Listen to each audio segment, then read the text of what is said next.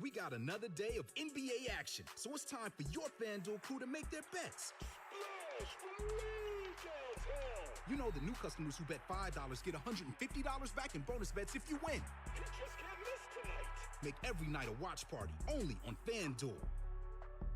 21 plus and present in Virginia. First online real money wager only. $10 first deposit required. Bonus issued is non-withdrawable bonus bets that expires 7 days after receipt. See full terms at FanDuel.com/sportsbook. Gambling problem? Call 1-800-GAMBLER.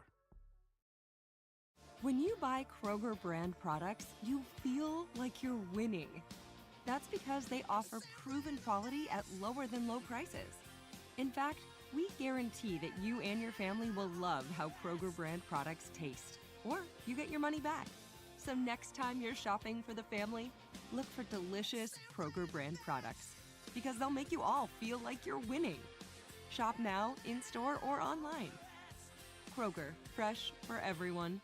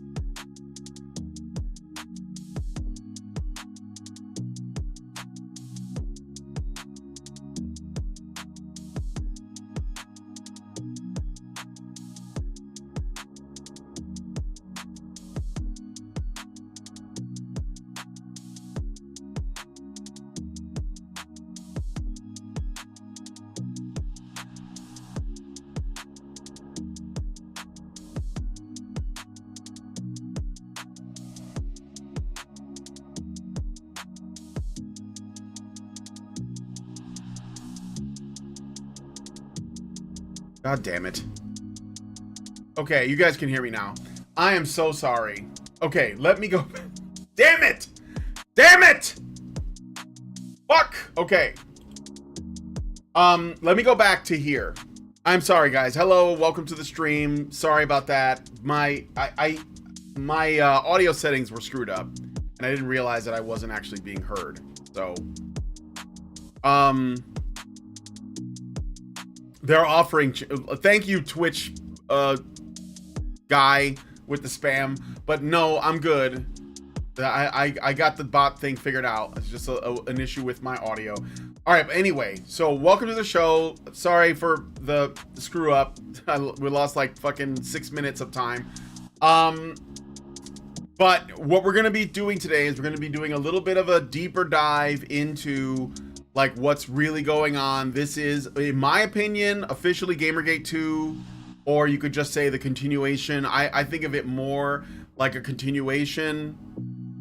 No, it's not the mute button, it's the audio settings, because I was having some issues with the audio that I use as a pass-through in voice mod, and it was like giving me trouble, so I closed voice mod, but I didn't realize that closing voice mod also essentially screws up my audio everywhere else. So, but anyway, so we're gonna this is GamerGate is still going on. I don't think it ever ended, but there was a pause, and to prove that I think it's arrived, I have a hater. So I have officially been called a grifter, which is like graduating high school. Abriam3394 says, grifter really want GG2 LOL. And then they say GamerGate was about games journalists giving bad games a 10, not about SJWs. Oh, you sweet summer child. I love that this person thinks that I'm ignorant, that I wasn't there from the very beginning. I was there before it started. Or, you know, as they said in Narnia, you know, I was there when it was written, right? So I was there when this started. I knew what was going on. Like some people who went on later to become skeptics, and then later to get Trump derangement syndrome and constantly like argue about, you know, real Nazis, right-wing backlash and all that. I was there for all of that when those guys, you know, came into relevancy and faded out, while I continued with the same very consistent message of the problem is not the ethics, the problem is the ideology, the problem is the commies that are in, you know, they've been trained in our schools, they are working in journalism, they are working in production of media, they're infecting everything, okay? And that's the problem. So you can say, I just want to play my video games, bro, but that's not going to solve the problem, because the games, like, if you don't like what the reviewers are saying about your games, that's nothing compared to what these people are doing to your games. Like, that's what I'm saying, you know? They never work with you, they only want to control you. So, and we're gonna get into that. So yeah, I've officially been called a grifter, which means I am legit. I am officially legit. Now I want to explain what this is. So the guy who runs or started the Sweet Baby Ink Detected group in Steam also created a Discord server. By the way, I am in that server. His name is Cabrutus, and Cabrutus was basically doing interviews and talks to people. I've been talking to him as well. He says that he could schedule a time, but he only has an hour. But I am working with him to like get him on my show on this channel, the gaming channel, to talk about, you know, his Steam group as well as his Discord server, and maybe we can get everybody involved, because this is what we have to do, right?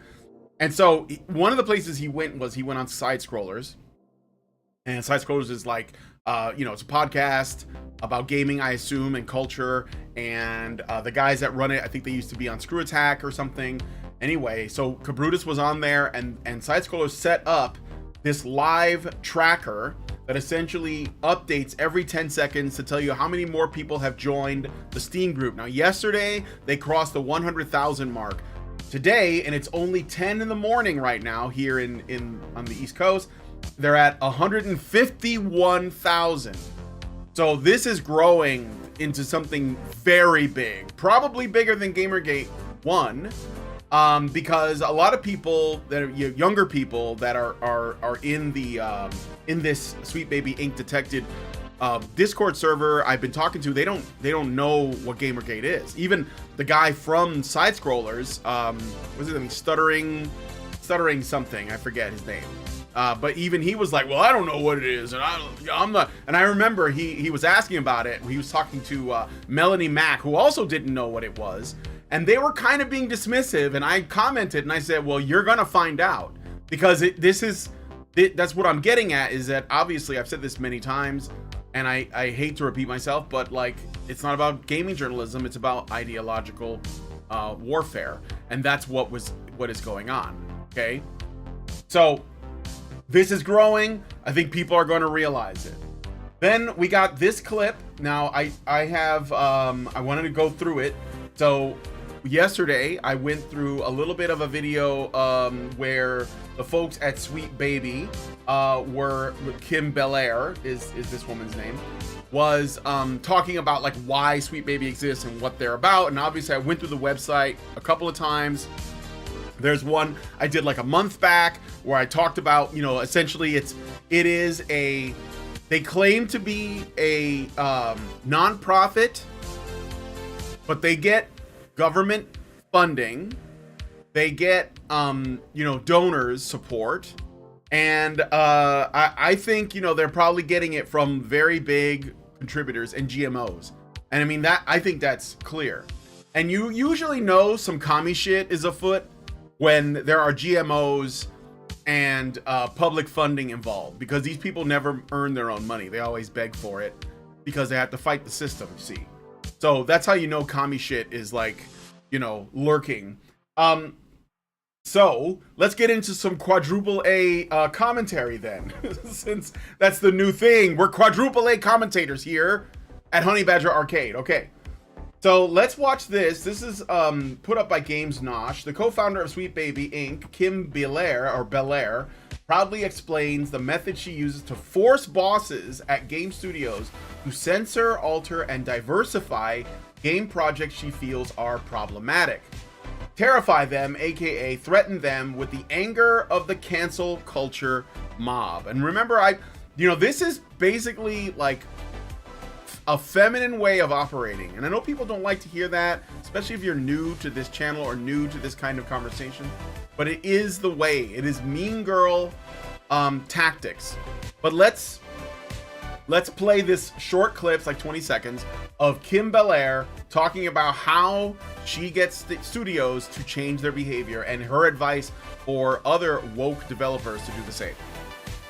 If you're a creative working in AAA, which I did for many, many years, put this stuff up to your higher-ups.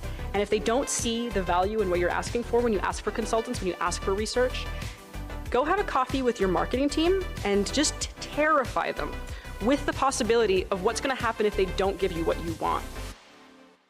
So it's literally a mob-style shakedown.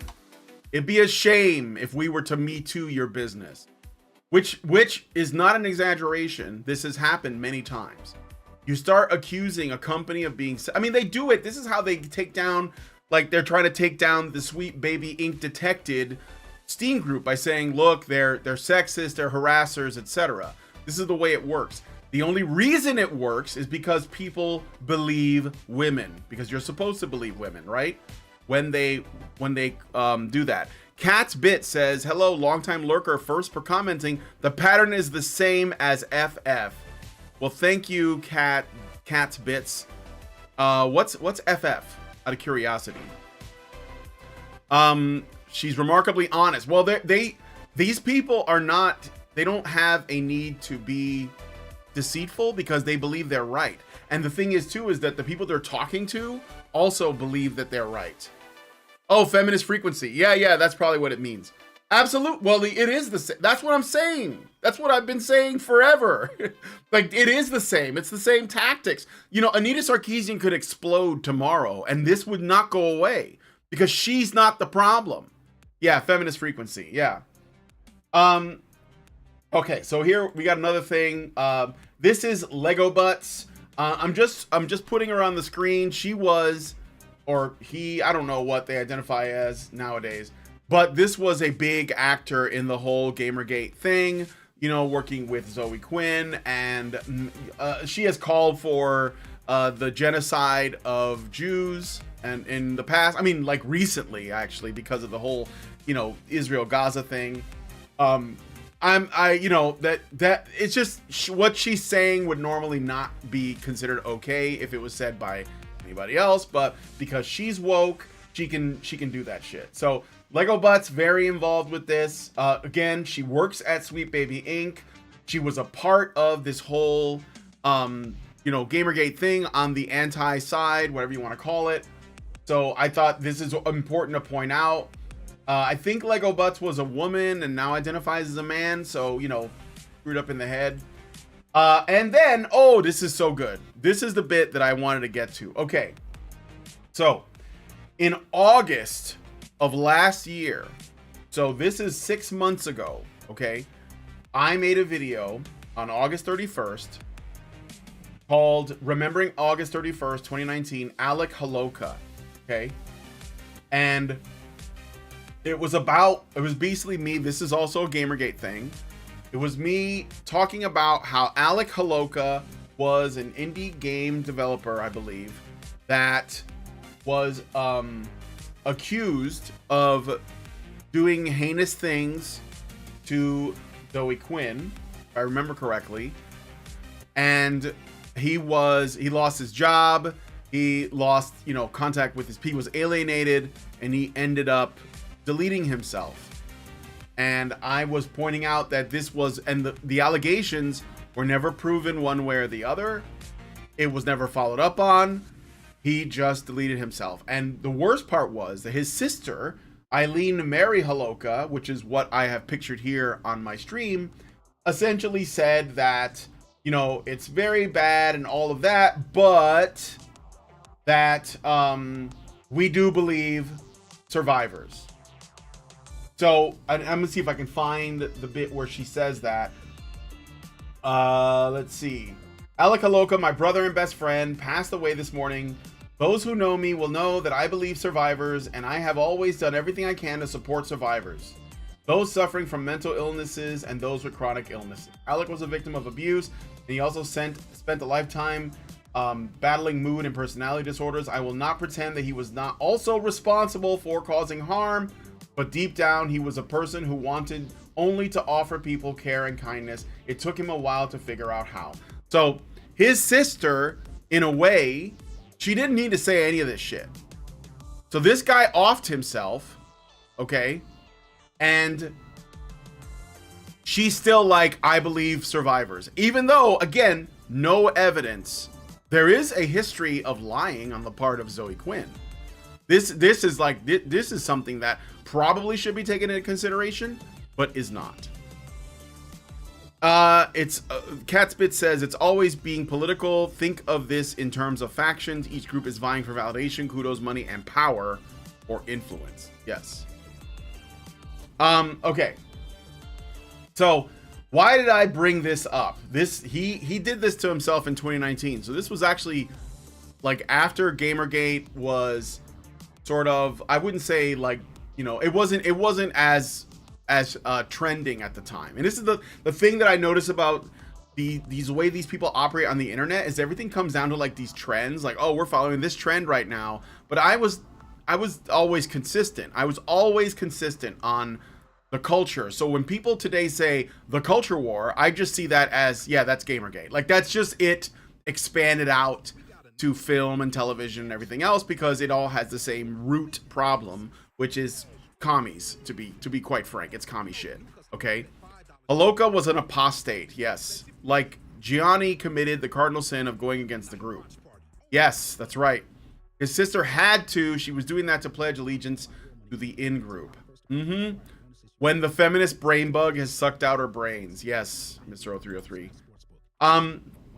Please give me a follow on Rumble, guys, if you could. I'm also on Twitch and Kick. Hello, Alexander Monahan on Kick. And since if you guys are there, be sure to, you can play memes if you want to respond to what I'm saying, with some of the meme options in the low bar. It costs coins to use them.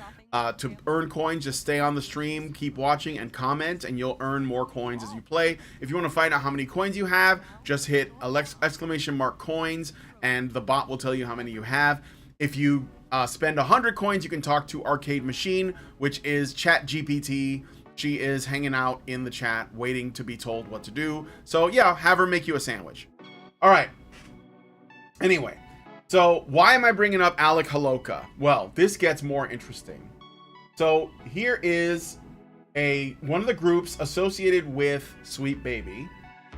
It's called Weird Ghosts. And this is a fund, like it's basically like a funding group, an impact fund for studios led by underrepresented founders across Canada. We support video game studios with studio development, training, catalytic investment, and community in order to build strong, impactful teams of underrepresented makers who are shaping the future of games. How many buzzwords are in that? Like, honestly, if you guys if you are sort of well aware of the kind of like language tactics that these people use, you probably should have a number of red flags going up from just that opening paragraph. Okay. And of course it's fucking Canada. I didn't know we were so close to a Soviet Union country here in the United States. I thought Canada was chill. I was so wrong. Even my wife, she's from Canada. She's more angry with Canada now than I am. Studio support, not just project funding. Weird Ghosts invests in founders who want to build profitable, impact-oriented studios. That's more important. Impact-oriented. Whenever they say impact, they're talking about woke. With a long-term vision and commitment to equitable, worker-centric, commie talk, warmer, like basically proletariat-centric structures, okay? How we fund. We believe in creators retaining ownership of their companies and IP. Our investments are structured around shared earnings, commie shit, so that we recoup only after your team is paid. They do grants, so this is government shit. By the way, they're basically saying they're taking taxpayer money from Canadians to fund their little commie bullshit, okay? Grants for teams who want to form a co-op, get studio operations up and running, and get support with impact strategy. Prepares teams for further fundraising, now administered through our non-profit. Investment for more established teams and Baby Ghosts alumni with a project in any stage of development allows key personnel to focus full-time on studio development. And they sponsor, I guess these are conventions or something. I don't really care.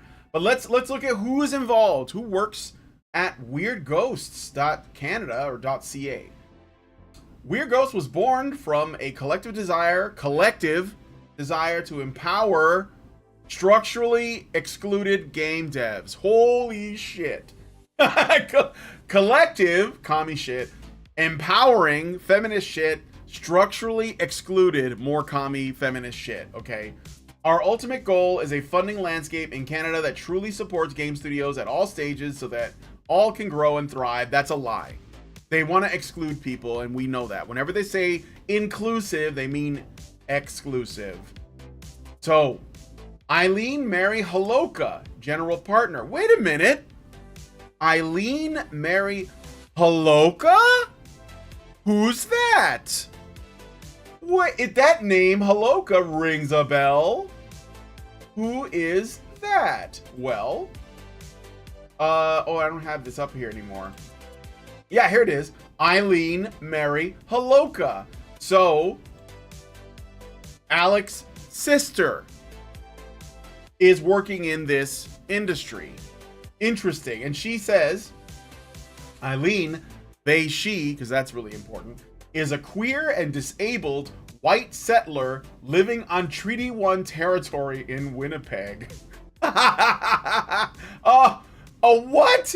A queer and disabled white settler living in Treaty 1 territory in Winnipeg. Holy shit. Holy shit. Okay.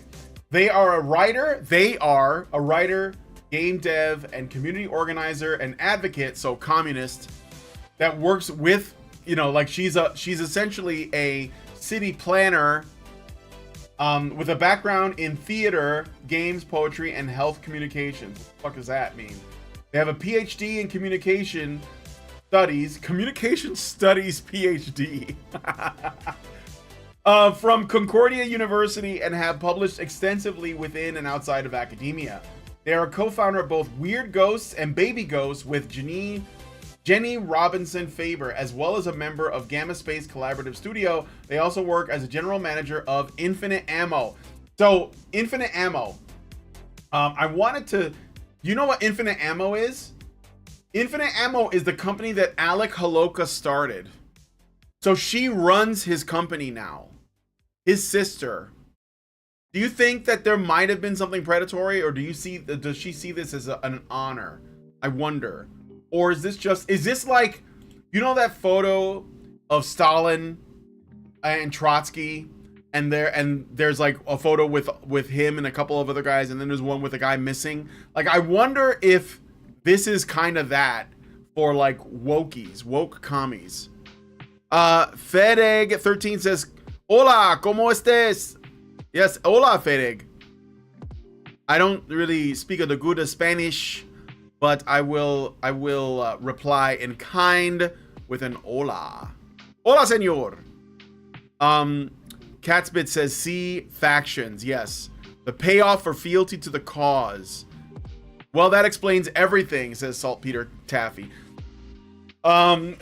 So that's just her. We're gonna come back to that in a second. This is her partner, Jenny Robinson, Faber General Partner. Jenny, what a cisgendered bigot, is a queer white settler, community arts advocate, and Goddamn, Canada is so paused, bro. Canada is so paused. Community arts advocate and organizer, software developer, and leader in the IDM industry for over 15 years. She co-founded the video game arts nonprofits DMG Toronto with Cecily Carver and Alex Leach, and and Gamma Space Collaborative Studio with Henry Faber and Dan Tolver in 2012. Blah blah blah blah blah. She has served in a number of arts and industry-related boards. Ontario Creates, Museum of Contemporary Art Toronto, and the Academy of Canadian Cinema and Television, amongst others. So you know what, this is interesting because I'm working on a video right now where I'm talking about art history and its relationship to video games, because you know we did, like, way back when GamerGate was starting out, we did a show where we talked about whether or not video games are art, and I'm of the opinion that it is, but that there is something dark and sick and twisted within the art field as an art student. And I've done galleries, I've been to museums, I've spoken with curators, museum organizers, gallery owners. It is a sick and twisted place where wokeness is like through the roof. And I know you guys know this. If you've ever been to a modern art museum, you know that, like, the shit in there is ugly on purpose, and it only is called art because elitist art critics and curators say it is. And that's what's happening in video games. They're bringing that to video games. They're trying to bring that to video games. And it started, well, it's probably way before that, but like you can see it in games, quotes, in quotes, like Depression Quest and Gone Home. And they're going to make games not fun. I mean, they're already becoming pretty not fun, honestly. So that's happening. And I decided to go look at her Twitter page, but her posts are protected, so I guess I can't. But this is Eileen Mary Holowka. This is Alec Holowka's sister, and she has taken over his company. Hello, Richard. Robert Johnson. Hey, Brian. Hey, chat. Cultural control. That is correct. All right. So then we have Silverstring Media, and they are also connected. Like, so Sweet Baby Inc. is just one group, and I said that there's plenty more, right? So I'm going to tell you about some of the others that are associated with them so you know who else to avoid supporting if you want to. It's better to be informed though, okay? So, Silverstring Media is a critically acclaimed game studio and narrative design firm. With a team full of unique voices, we create hopeful, imperfect worlds, and we fill digital spaces with love and cosmic awe. Digital Spaces!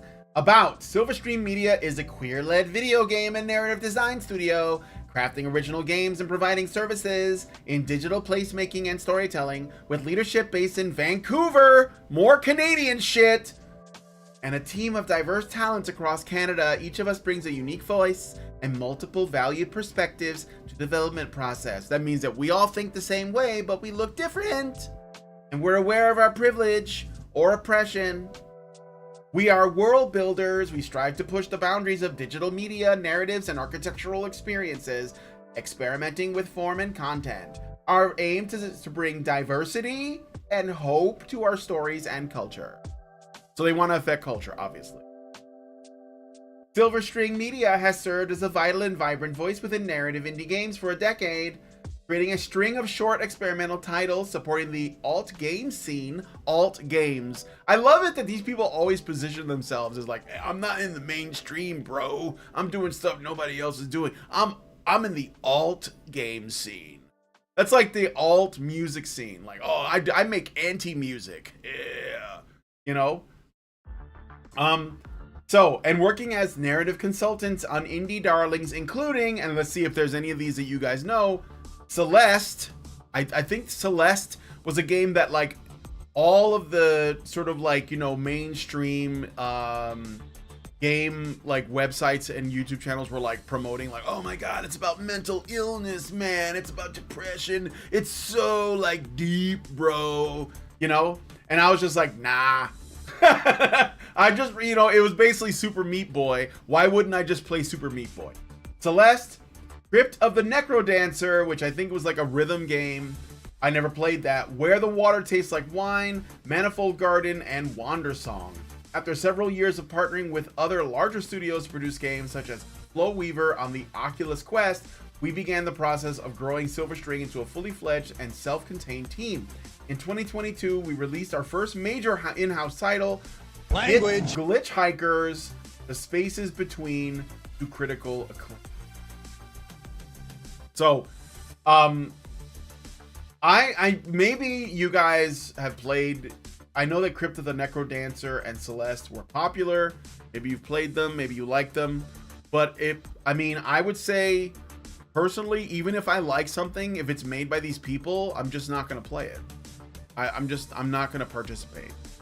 So, and I think that's important. I do think that's important. This is, I think this is the same. This is just more of the stuff that they put out. You can see, I don't know if you know any of these games. Book of the Dead, Conquest, Progeny VR. Oh yeah, VR. I wanted to mention that too. Years ago, Allison's husband Jonathan wanted to go to a VR conference to Silicon Valley, and I went with him because Allison was really trying to sell me on VR. I don't know why. I was always skeptical of VR. I always thought it was a fad. I still do. I still think it's just kind of a fad because I think that it's going to sound weird, but I think it's limited in terms of its applications compared to just regular video games. And I sometimes worry that some things can be like intentionally made to be too immersive, where it could be a little irresponsible to use. I have a VR headset because Allison bought me one like a couple years ago, but I don't use it. Like, it's just sitting in a box. Like, I played with it a little bit and then I was like, okay. And it's not that there aren't any decent games on it. It just didn't really do anything for me, you know? I am kind of interested in trying out, I guess Resident Evil 4 can be played in VR. I was kind of curious about that, or maybe if Village is available in VR, I don't know. But I just never really got into it.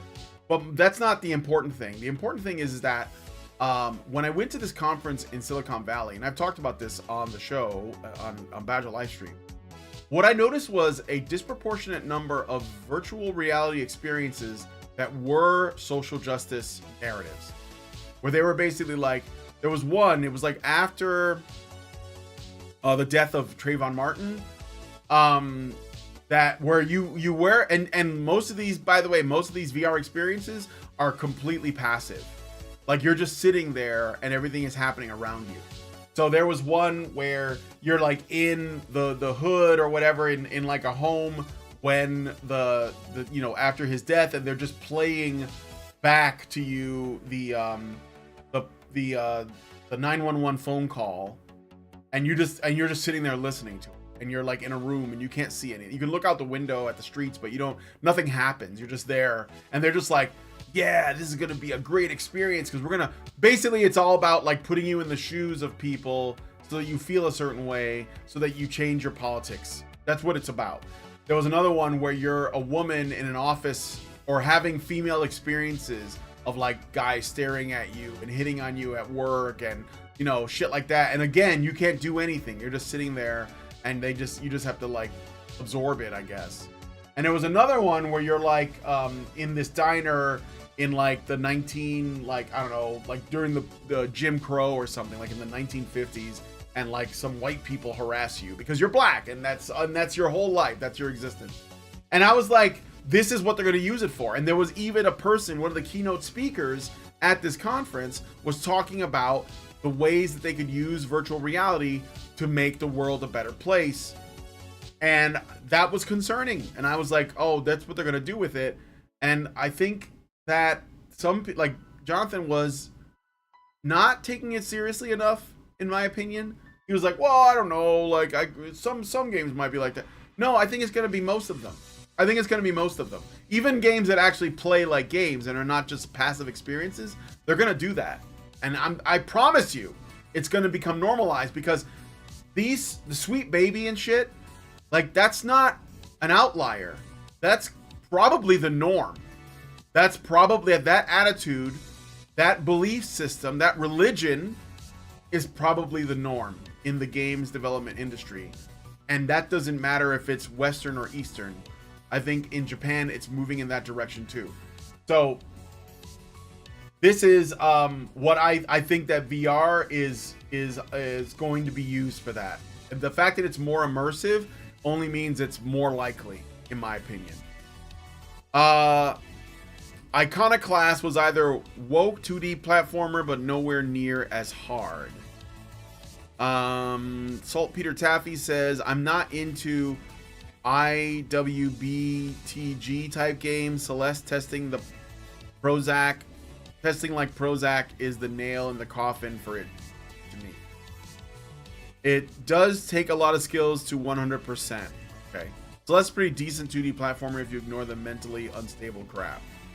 Yeah, well, like, that's the thing. What they're gonna do is that they're gonna learn from like what failed, and be like, okay, we have to make a really good game, and then we'll apply the woke shit. And the thing is, a lot of people will put up with it. Be like, well, if you made it, if the game is good, then I'll support it anyway. It's like, but I think that actually, like, not supporting this progressive communist bullshit is more important than whether or not the game is fun. That's what I think, you know. Josh Chasen says, you're worried about a simple parlor trick of stereo vision being 2 km? I don't know what km. Saltpeter Taffy says, I want to be the guy. I heard about that one. All right. So we also have this Cozy Comet. These are other game studios. So I said Silverstring Media. Cozy Comet Games. I don't know what it is with these people and these cutesy smiley face characters they put on everything, but seems to be a thing. The coziest comet you've ever seen. Cozy Comet is a video game studio based in Edmonton, Alberta. The studio is currently, it's like they have one studio in every fucking province. Maybe they're all like, there's a lot of crossover. Like, a lot of the same people work at all of these places. So it's probably just one group, and they just like put themselves like all over the country. In Edmonton, Alberta, Canada, the studio is currently hard at work on their first game. As a lover of all things cozy, you can bet it will be a cozy game. Stay tuned for more updates. Cozy Comet is co-founded by persons of marginalized genders and race, and is grateful to live, work, and celebrate on Treaty 6 and Metis Region 4 territory. So this is like, you know, land acknowledgement. Our team is made up of diverse people who each bring something incredible to the game, all while achieving gender parity. Yay! Just what we needed. Oh, I want to be the guy. If you chose normal difficulty instead of hard, the main character has a little pink bow in his hair.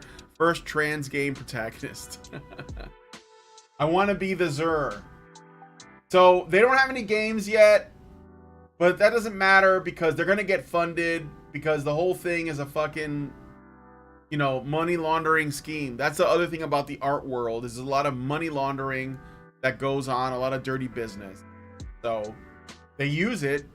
And they make money because that's like the guy who called me a grifter. This is the real grift, guys. Obviously, if I really wanted to be a grifter, I would just do feminist content. Okay, diaspora games. Can you guess what this is? Representation matters. Well, that I've heard enough. That's it. If representation matters, that's it. I've heard enough. Game content and creators of color are severely underrepresented in the games industry, despite the fact that Black and Latinx people play games at higher rates than others. That is a self-defeating fucking statement, asshole.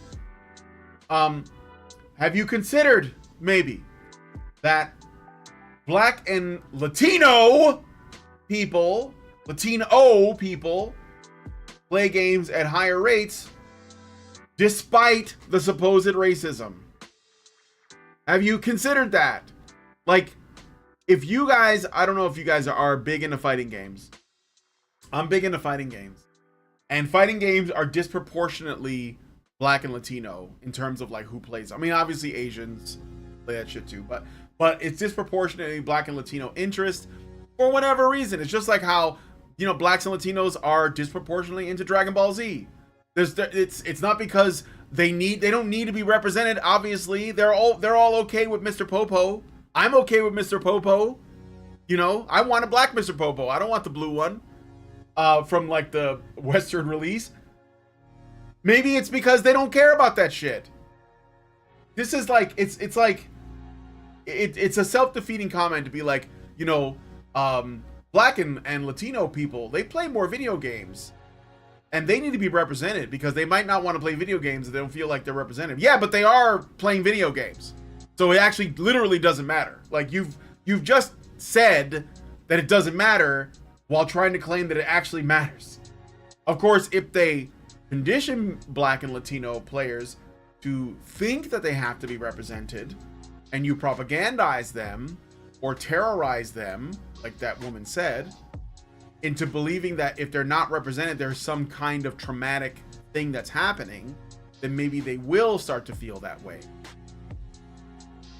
This is why it's important for us to educate the next generation of game developers, indoctrinate the next generation of people, not just game developers. Work to expand and diversify the game community and provide resources geared towards developers of the diaspora. Our games provide BIPOC gamers with digital experiences that matter by choosing to tell stories about BIPOC individuals and I think that, I don't know where Diaspora Games is based out of, but if they are in Canada, I wouldn't be surprised. Oh, yep. Mississauga based game development studio. Yep. Fucking Canada. What the hell's going on? So there's that. So this is like crossing and checking all the boxes. Baby Ghosts. Okay. So we're excited to announce this is a cohort. What is Baby Ghosts? I kind of forgot. It's a non-profit arm of social impact investment firm Weird Ghosts, delivering year-round programs to support underrepresented game developers and founders in Canada. So they're all, and here we go. Ellen Holowka again. The same people. The same people. It's a fucking scam, guys. It's a fucking scam. And they have like other, you know, co-ops Amalur is an Ontario-based, fully remote cooperative that hopes to make life just a little bit better through the art that they create. They're working on Slappy Ball and a secret prototype project. I'm not even sure if they make video games. It sounds like they just make art. Cooped Up is an ethical co-op filled with chickens and making games for human consumption. What? Cozy Comet, which I looked at. Diaspora.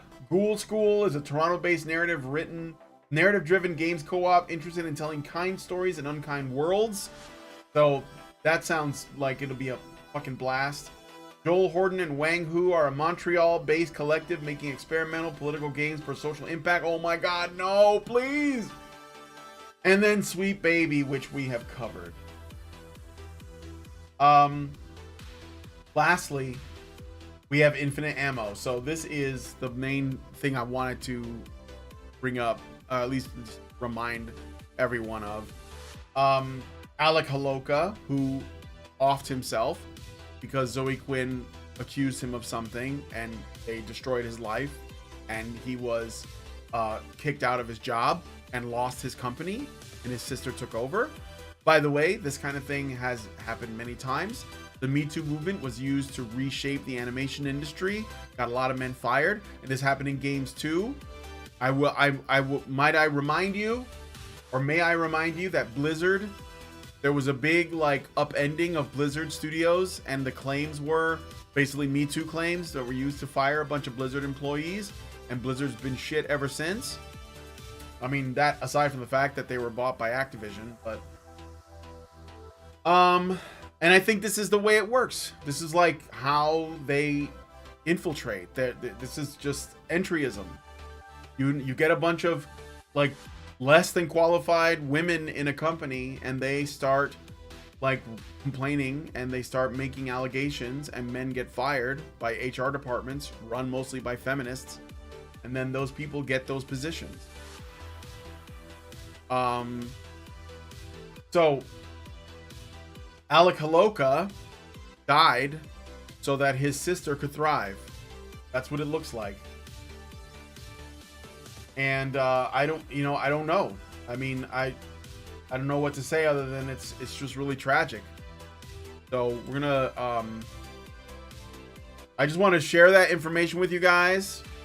I am currently trying to get Cabrutus to come on the show for a little talk.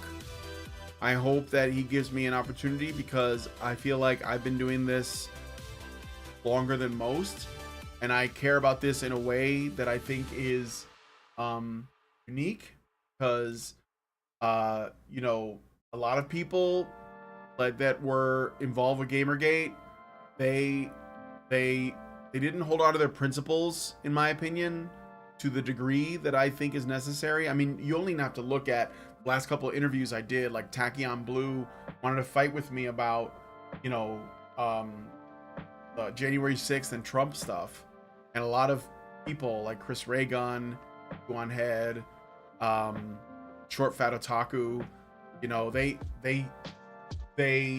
had a tepid support of it, but they don't know that this isn't just ethics. It isn't even just communism. It's people destroying the beautiful. You know, in my opinion, that's the most important thing. That's the most tragic thing about this. And yeah, I mean, I just want to call it out. So let me look at some of your comments, and I guess we'll do some Devil May Cry a little bit, maybe for about, I don't know, an hour. And because, you know, like, it's a good game, and you know, Grandor says, oh, I was just finishing your previous stream on Sweet Baby Inc. Oh, okay, cool. Saltpeter Taffy says Frost Giant Games is a company staffed by ex-Blizzard employees working on a game called Stormgate, which aims to compete for the same audience as StarCraft 2.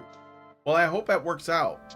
I think that like we are seeing a change. I think people are saying, you know what, enough of this shit. And they're not putting up with it. So I don't mean to be like, I'm not black-pilled about this at all. I'm actually really happy because this Sweet Baby Inc. Detected thing is really growing. Did you watch the side scrollers interview? No, I haven't watched the whole thing. Were there any highlights? Okay, we're gonna stop this and go to the game stream.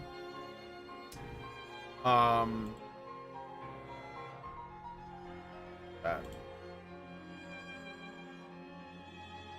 All right. Or maybe, I think I'll play a little JoJo. You guys mind if I play JoJo?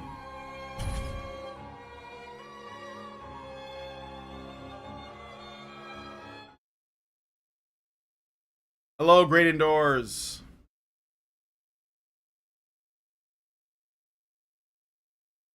Neat Scholar says, game industry getting infiltrated by commie grifters is one problem. Modern games not being fun is a parallel problem.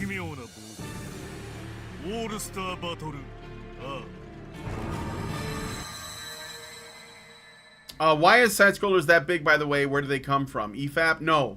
Side scrollers, the guy, I forget his name, it's like stuttering something. He used to work at a big gaming thing called Screw Attack. Pretty sure. So. 重要なのはインモールとよし。ここはオプションモードだ。Go play JoJo. Yes, I will. A bit. Considering the number of cluster bees involved in all this, they could be burning all this down for the sake of the performance. Yeah, it could be. Well, I actually don't think that these people care about any of the things that they say they care about. You know, I've said this many times too. The thing is not about the thing, it's about the revolution. That's all it is. It's about getting to the end of history, tearing everything down, and then like what they hope for is something better to grow from the ashes. But it will end with firing squads and famines and millions dead. Because that's how it always goes. I don't think black and Latino gamers can be conditioned like you said. There was the whole Not Your Shield campaign that went with GamerGate. Yes, I know. But I think that Latinos are even less likely. Like I said, a lot of the people involved in this resistance are like from South America or Latin America, either because they experienced communism already and then, or, you know, there is a kind of awareness about being Latino where you're like, okay, if you're creating this like racial hierarchy, Latinos are not going to be that far away from white. You know, like we're almost white adjacent unless we, you know, prostrate ourselves basically before they're like woke gods. And on top of that, a lot of Latinos are in fact pretty religious. So, you know, we don't buy into this kind of atheistic communist bullshit. So there is also that. Catsbit says, "Yup, and the revolution is performative until it gets real." Yeah. I mean, these people just need to like go, you know, forgive their mother for traumatizing them as kids and their father for not protecting them, and then everything will be okay. Okay. So speaking of JoJo, we've been watching JoJo episodes in the Discord. We're on Golden Wind right now, and we had just done, or we're in the middle of the Prosciutto and Pesci battle. I don't know if you guys if you're not familiar. I don't know what to tell you except that I'm sorry. Because it's my favorite, it's one of my favorite parts of part 5 is the Prosciutto and Pesci fight and the Ghiaccio fight. And also the, I can't remember his name, but it's towards the end. I wasn't trying to be mean or anything. I was just a bit surprised they ended up in my feed with featured guests like Razor Fist. Yeah, no, I get it. I mean, I don't really watch them. I did see, because Melanie Mack, who I would like to have on sometime, but I think I'm too small. Melanie Mack was on Side Scrollers, and they were talking about Gamergate, but no one on the panel knew what it was. And when they wanted to find out, they ended up getting Short Fat Otaku on.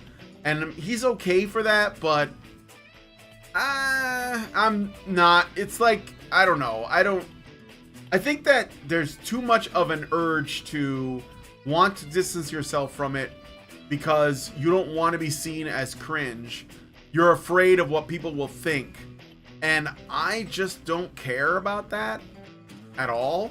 And I think that this conversation is more important. So SFO is this cringe centrist, yeah. Let's do Ghiaccio, I guess.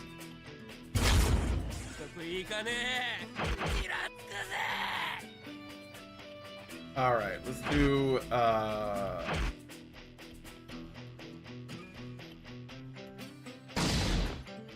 we'll team him up with Prosciutto and Pesci then.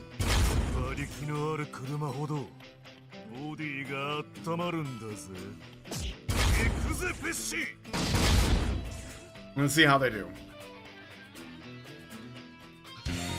They might try to infiltrate the Latino church like they did the black church. Probably. Speedwagon!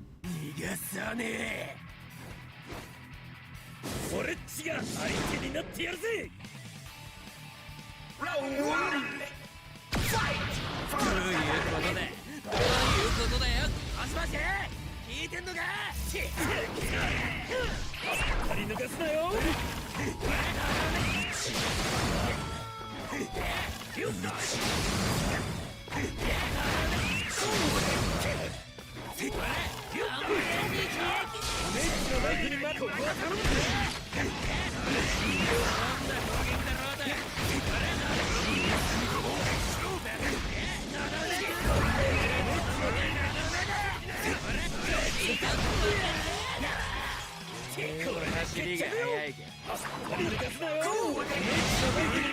Oh!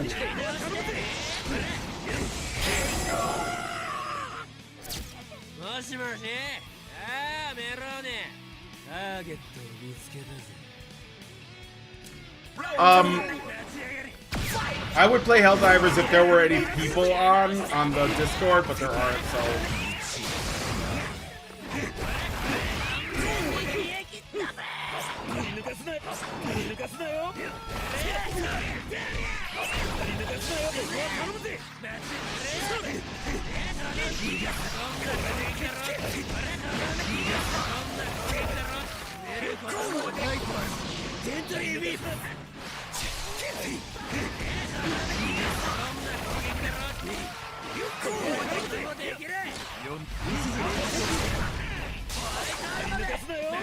Woo!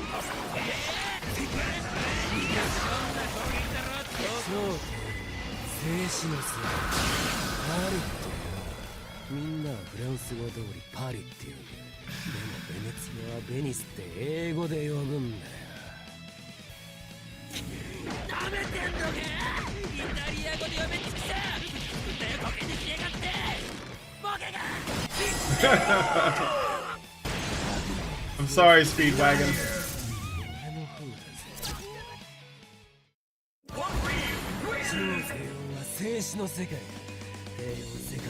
So, there might be a link. Oh, you know what? I gotta put it in. There's no link now. But all of my sources are in the description. One thing I noticed that a lot of people talking about this don't do is put the sources in, so.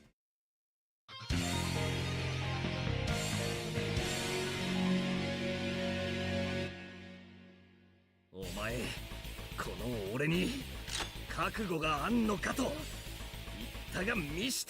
Mista!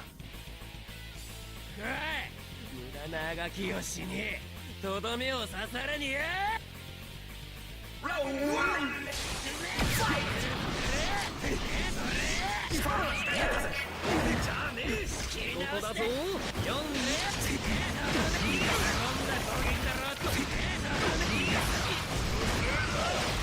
Woo! Thank you, Prosciutto.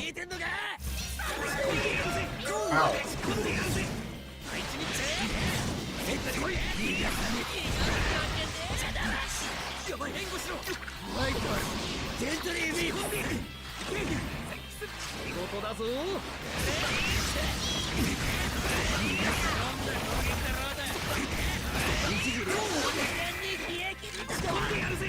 Oh.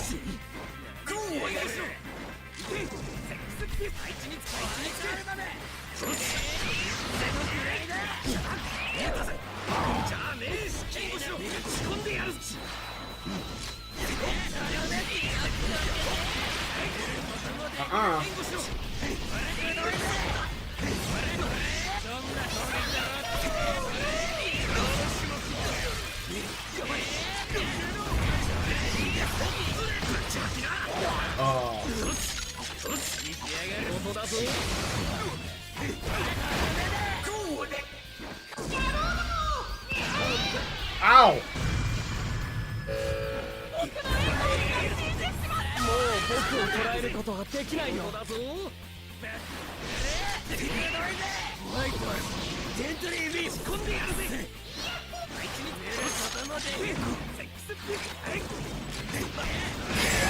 Woo!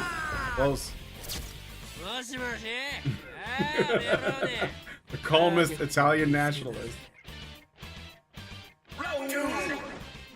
Fight!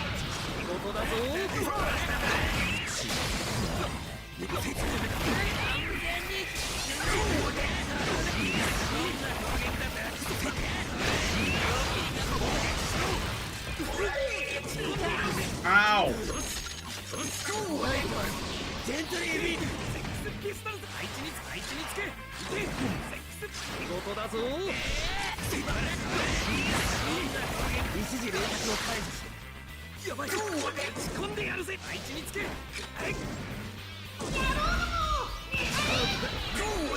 He pulled that quick as fuck. Gonna get it again. みんなはフランス語通りパリって呼ぶ。ベネツィアはベニスって英語で呼ぶんだよ。なめてんのか？イタリア語で呼べっつってさ、歌よこけにしやがって。ボケが。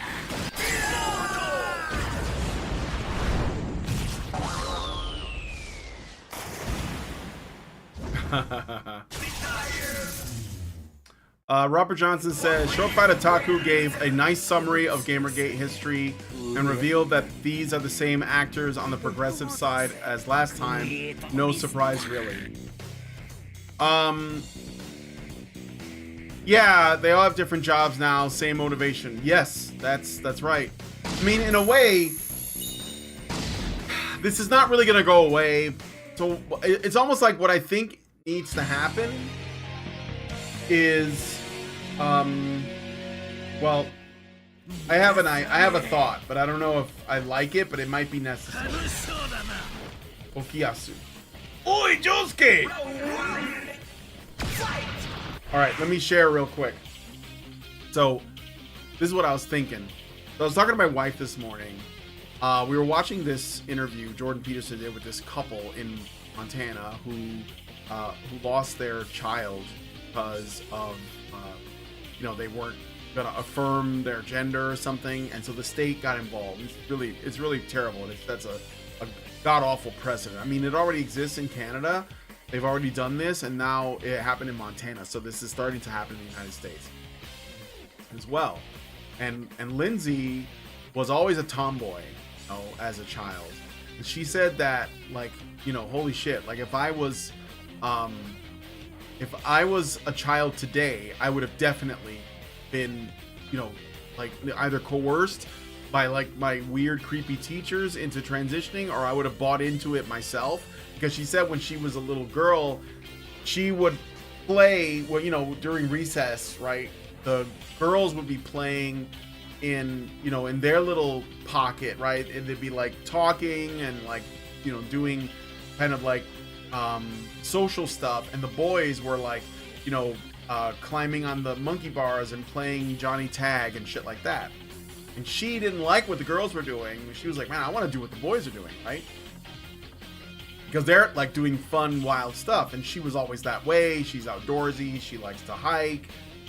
She's considers herself a tomboy, or at least was a tomboy as a little girl. And it got me thinking that what I think is happening in the games industry is that where there were games for some audiences and games for other audiences, these people are trying to engineer the entire industry around their audience.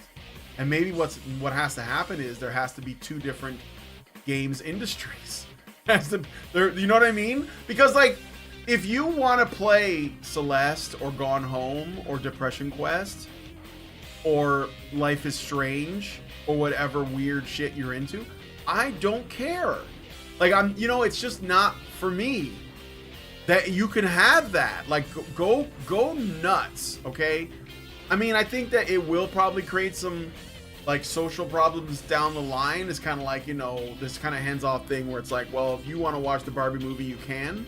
But there is like, that is going to have an effect at some point. But I think at least maybe we should segregate gaming, because I don't care if you want to play that stuff, but the problem is these people, they don't actually want to make their own space. They want to change our space.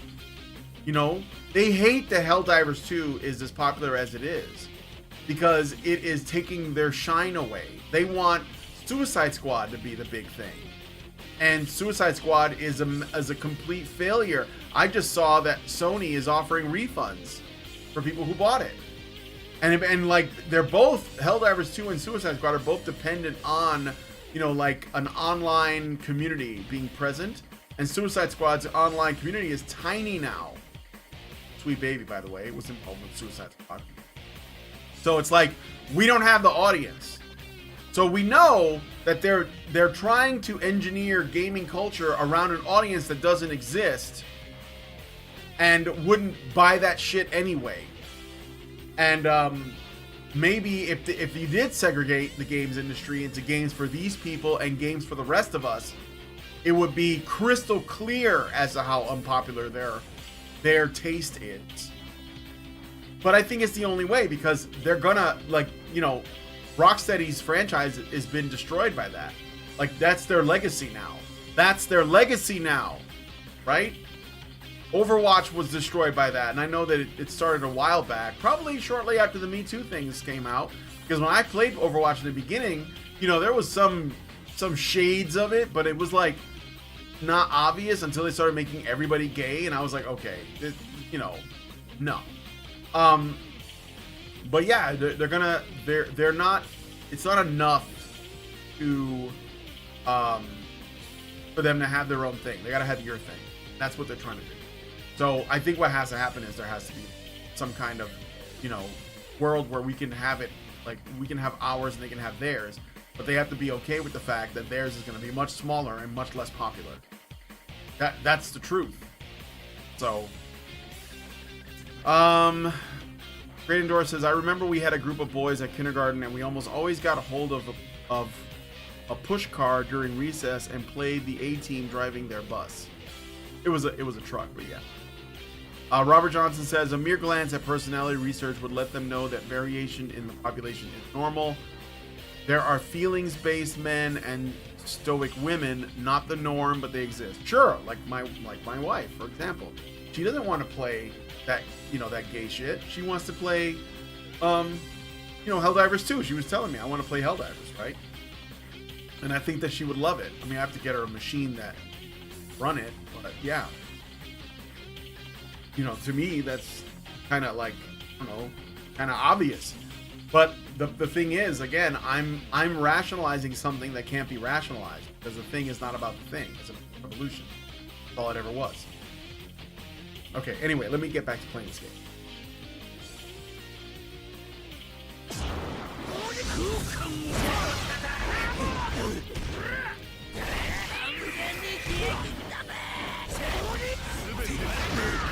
Shit! Woo!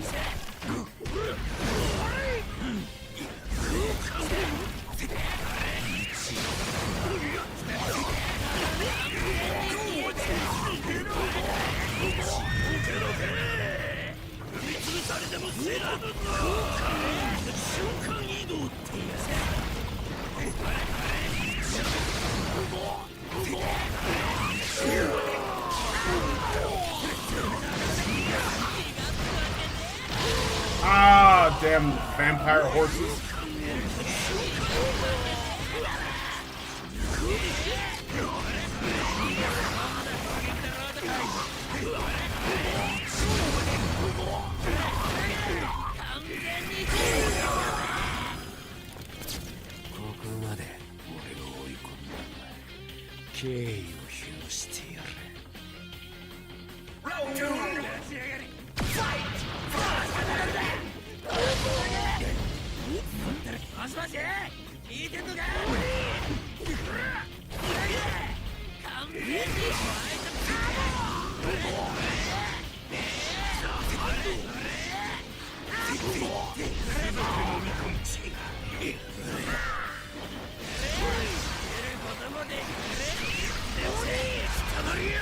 Oh shit. Oh.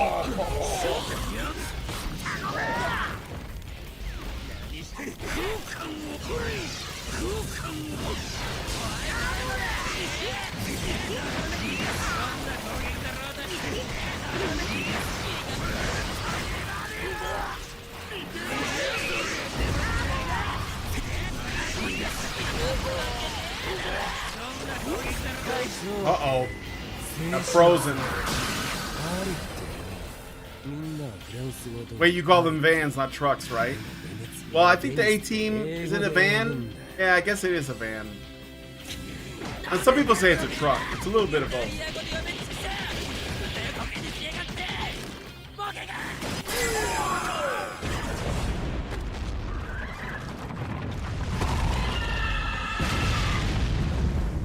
Trampled by vampire horses.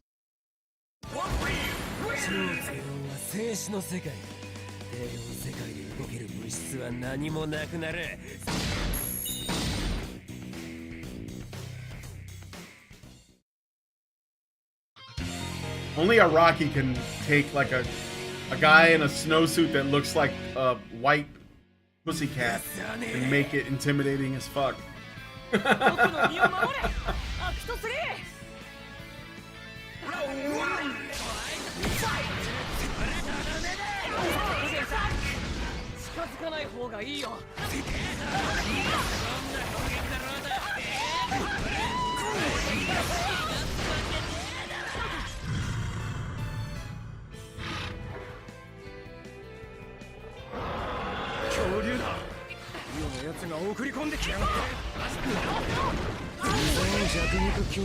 Oops.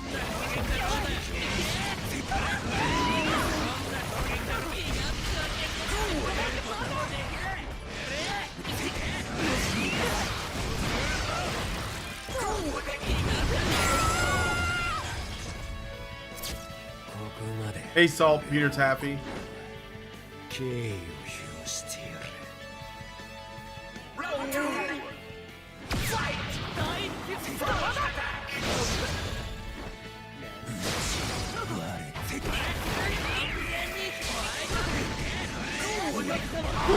Oh.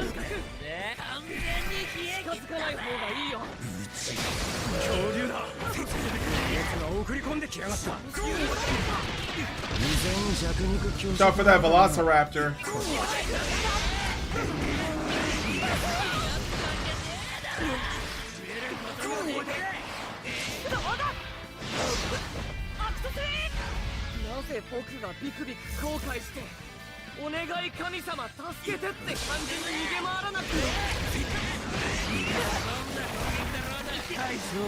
Oh, he's gonna escape that.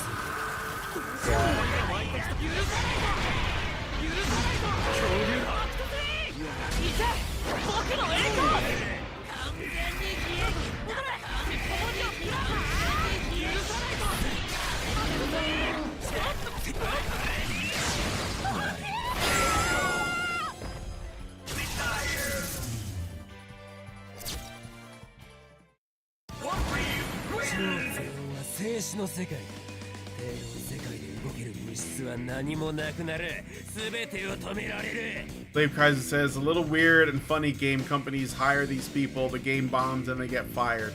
Yeah, but they got their money though. And the game companies, I think that it's a little naive to presume the game companies don't also believe that these things are really important. There's a lot of apologia around, you know, calling these people out everywhere on the conservative side too. That was something that I talked about yesterday.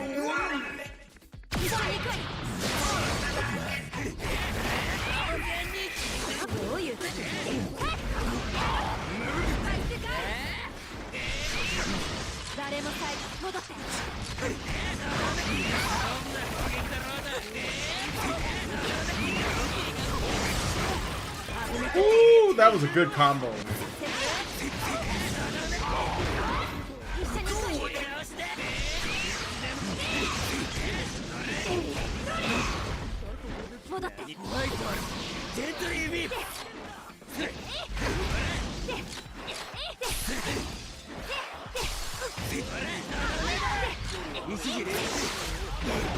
Ah.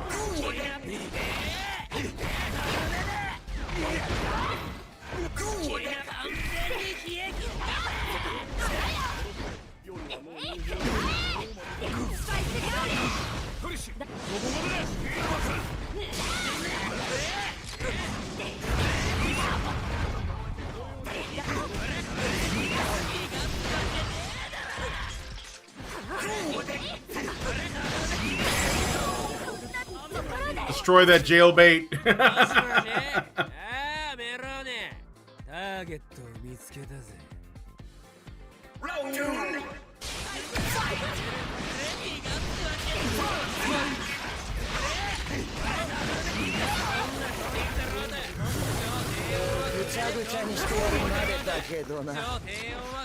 Oh, Secco and Chocolata. That's the other fight that I like a lot.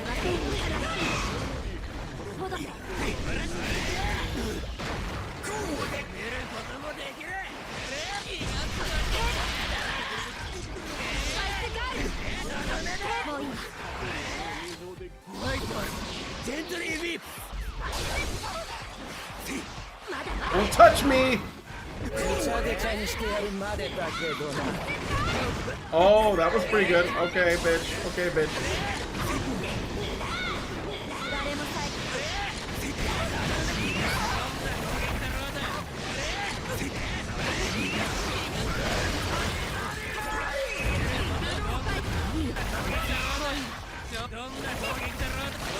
Uh-oh.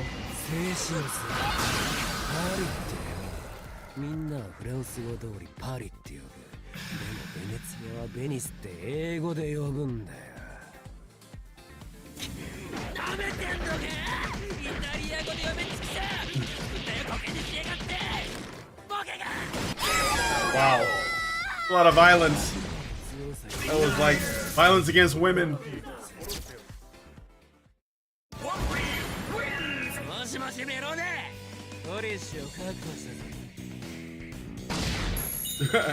And roll end credits.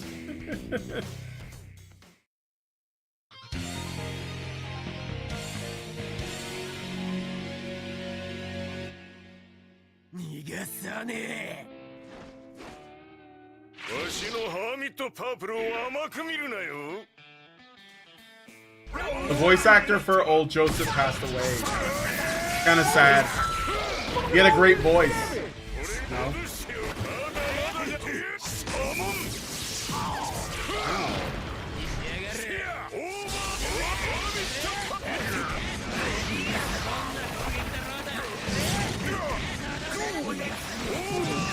Ow!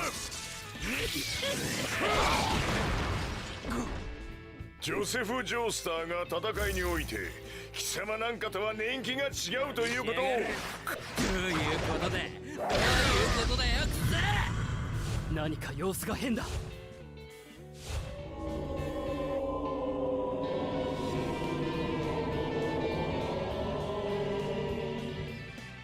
眠ってしまった。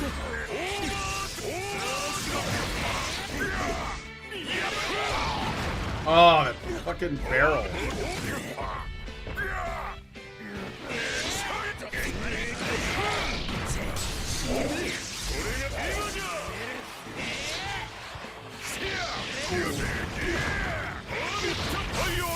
Shit, he might beat me.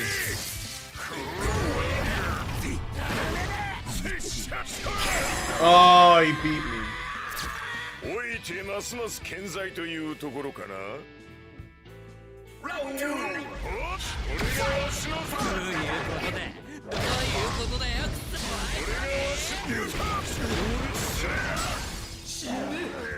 ホーミットパフ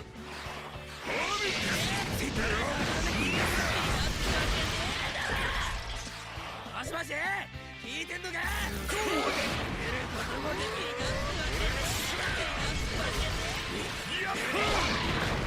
オーバードライブオーバードライブ。俺がわしそりゃハモン今じゃ。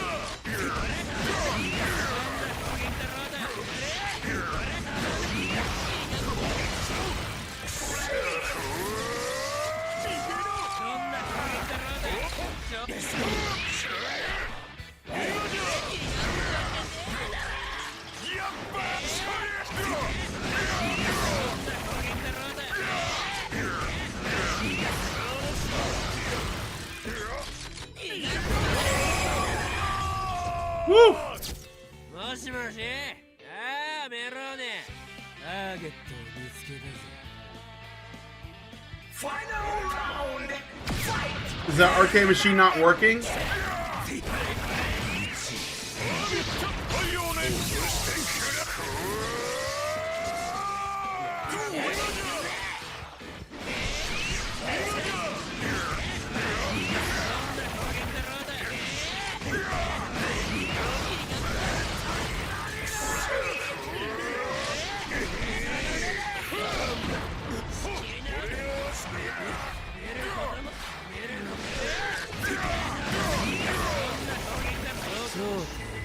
You're done.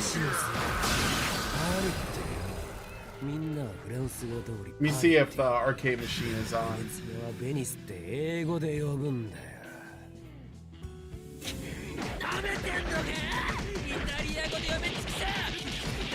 The braid endures 1979.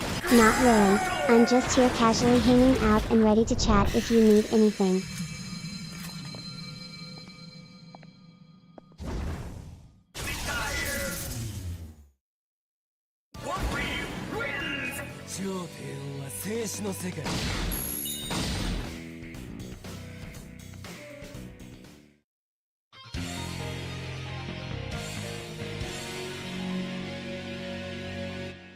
Wow, Grindos has 22,000 coins.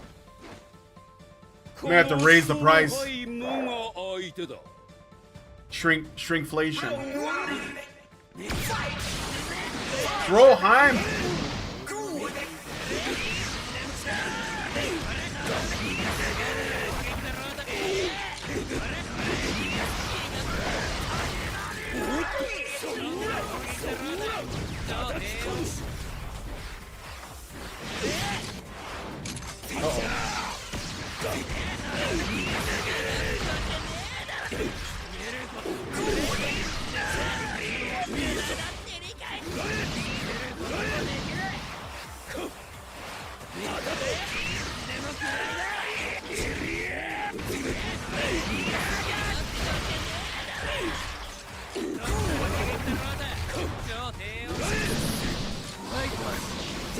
Shoot me with that shit.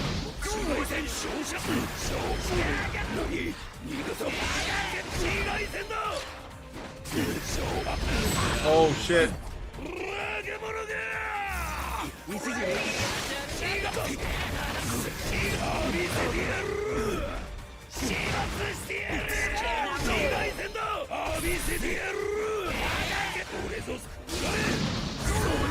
Oh, grenades. What the fuck, dude?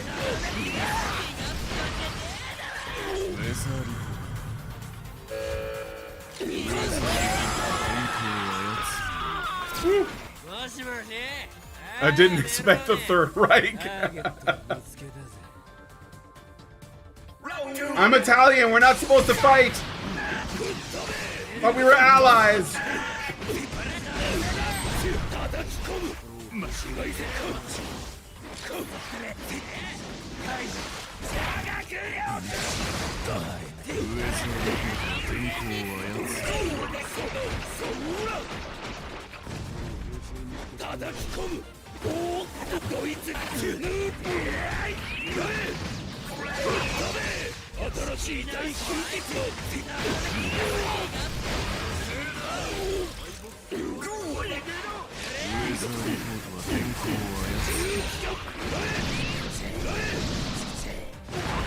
Oh, what was that? Oh, Era. Oh shit.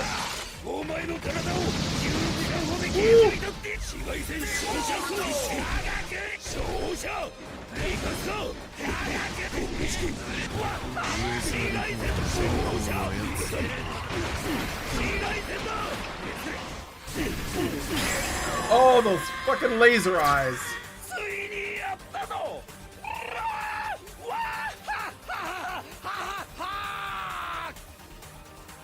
Final round.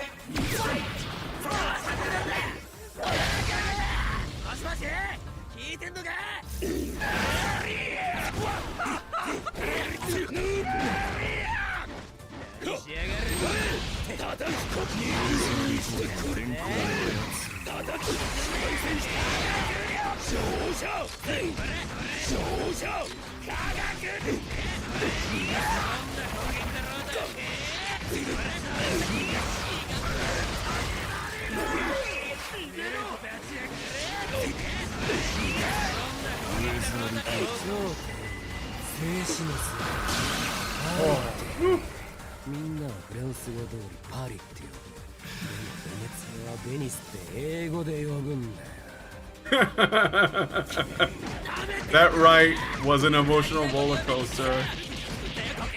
Fight, yeah.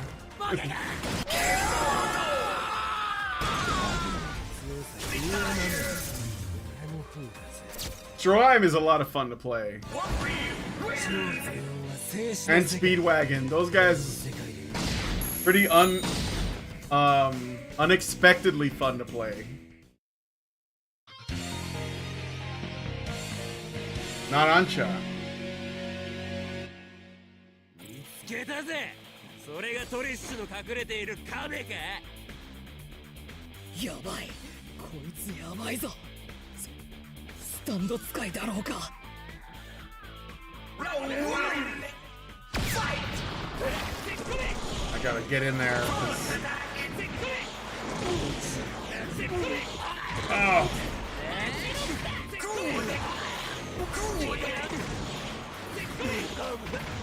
This fucking kid!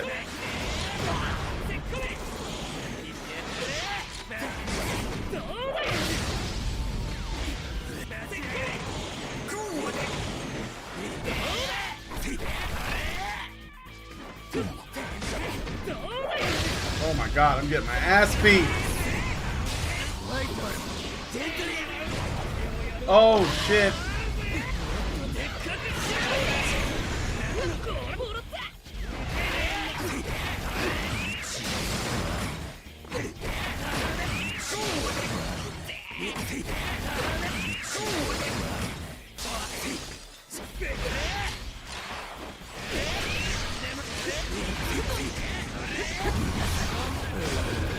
Oh!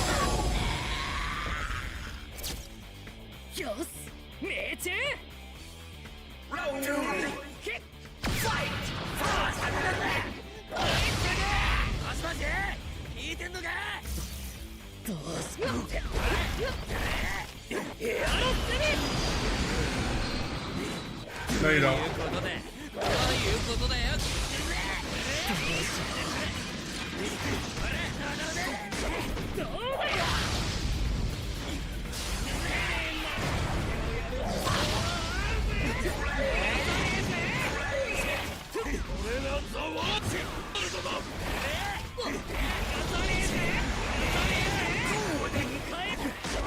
Oh my god.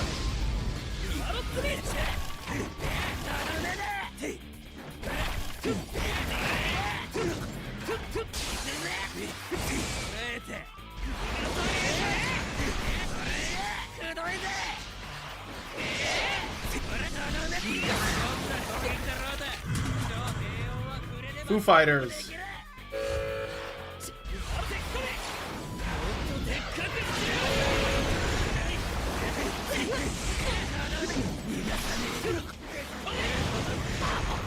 Ah.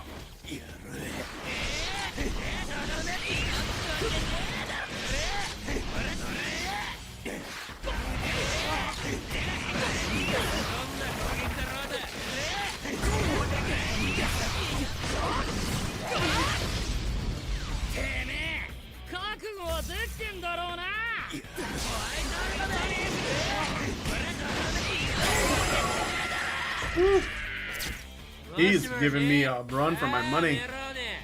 Gotta get in his face right away.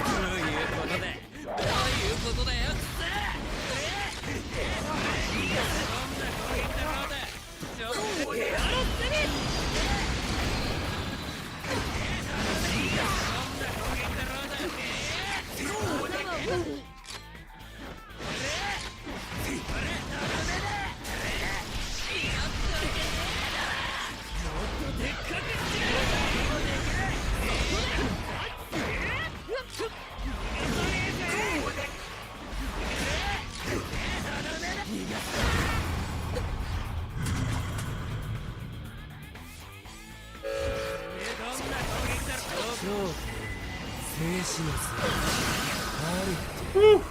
みんなはフランス語通りパリって呼ぶ。でもベネツィアはベニスって英語で呼ぶんだよ。舐めてんのか。イタリア語で呼べつきさ。手こけにしやがって。ボケが。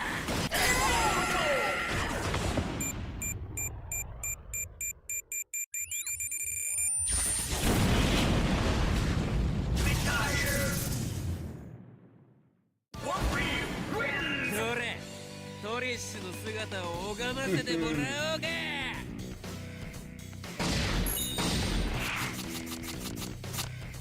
I was struggling toward the end.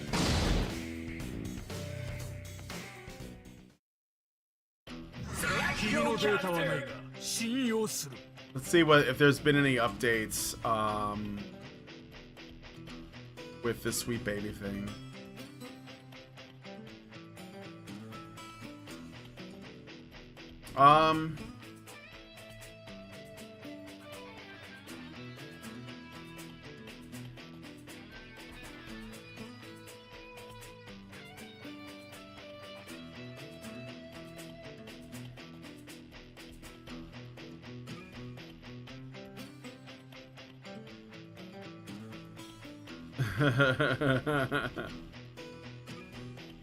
Yeah.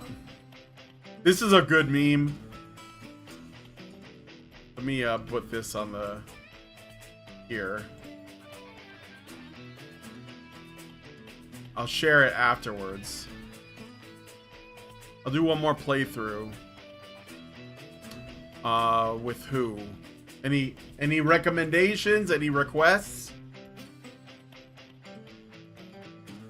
And then I gotta like, yeah, I'll play through one more time, and then I gotta get set up and ready for the show. Oh, I got a message from Cabrutus. Yeah, sure, prob next week because this one is already stuffed. Okay, so he wants to do a thing next week. I'm gonna do a with the guy who started the Sweet Baby Inc. Discord page and Steam group. I'm gonna do a schedule a thing with him. He says he will do it, and next week, so I will ask him about, I guess Tuesday or Wednesday.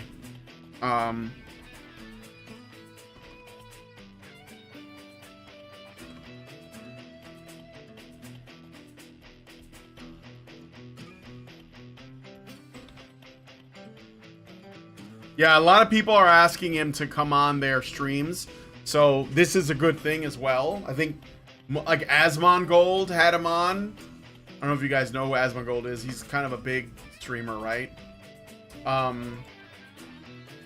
Yeah, and I think that he needs to, like, talk to people like us before he ends up, like, on a Hassan Piker stream or something. So, yeah, get hyped, right? Next week.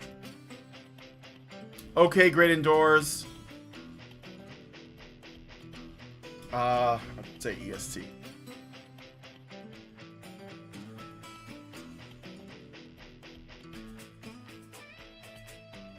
We red pill him gently. Yeah. Ooh, okay, I want to do one more playthrough. Just give me a recommendation on a part at least, and I'll pick somebody from that part. You don't have like a character you want to see.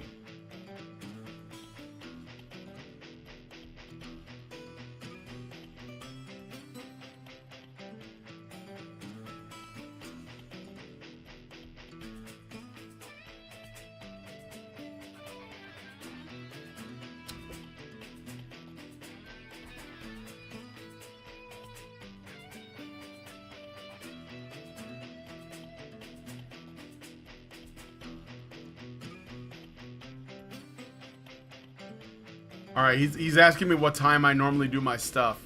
I'm talking to him right now. Robert Johnson says, nice. Cabrutus also mentioned that he's ramping up a YouTube channel. Yeah, I know. Oh, he wants me to show him my stream.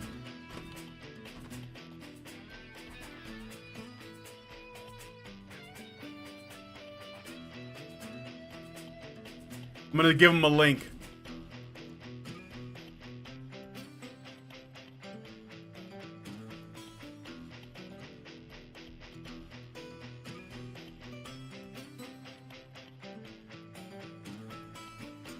Stay with part 5, okay. Let's see. Bruno Bucciarati?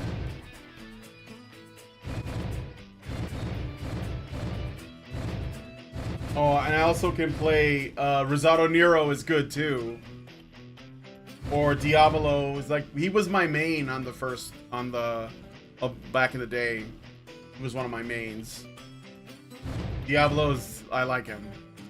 But I could do, I'll do, well, whoever you guys want. Just make a suggestion. I like Prosciutto and Pesci a lot. I love that their style is bro and mamoni. Cabrutus, what's up? He says, oh yeah, I have 100%ed this one on Xbox Live. Oh, dude. Awesome, bro. Welcome. This is the guy, guys, that started the Steam group. So give him a shout out. He started the Sweet Baby Inc. Detected on Discord as well. Okay, so next week probably on 3:04 my time. Yeah, if that's good with you. It's because wait, well that's like 6 my time. You are behind me or ahead of me? Let me check the time again. 2 hours behind. So it's 2 hours later for you? Oh, yeah, yeah. What time is it now, Cabrutus, where you are? I thought you were in Brazil, but I don't know. Maybe I'm wrong. For now, I'll focus on SBI just to keep it easier to organize things. Dope.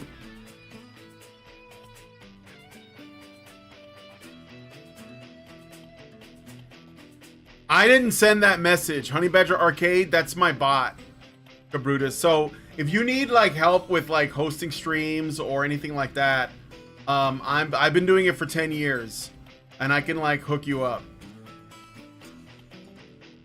So, hey Zaranx. Go with the main character Bucciolati. Okay, I'll try it.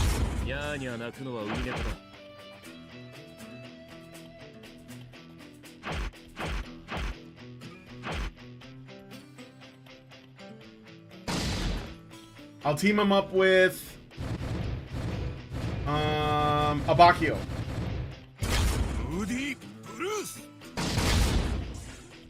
2 hours ahead, so where you are, it's like 3 o'clock almost. So 2 o'clock, 2 o'clock almost, right?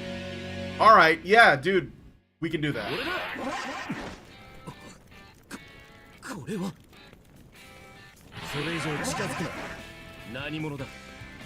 I hate mirror matches.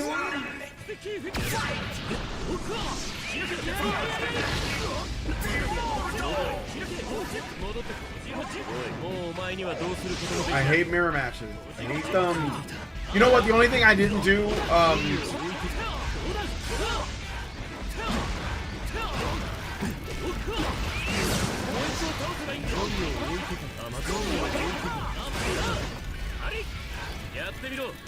I didn't get 100% on this. I'm missing like one trophy, literally.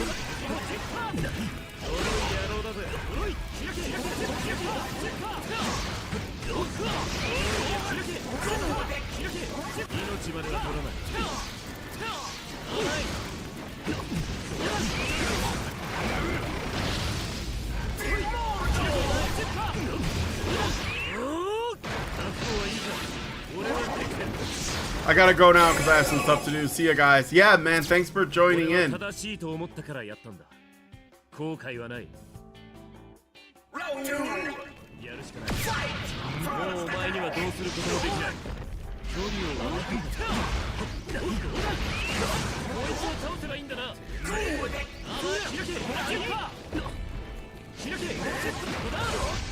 Oh, motherfucker.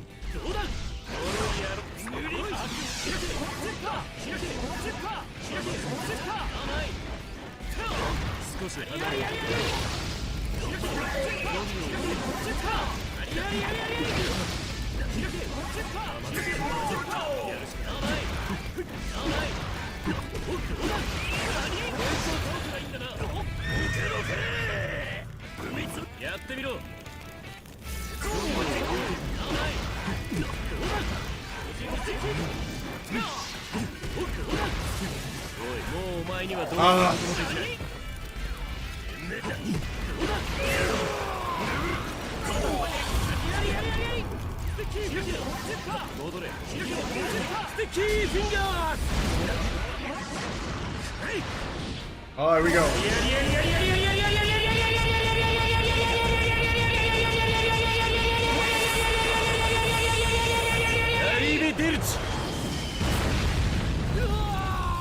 Oh, I forgot he does that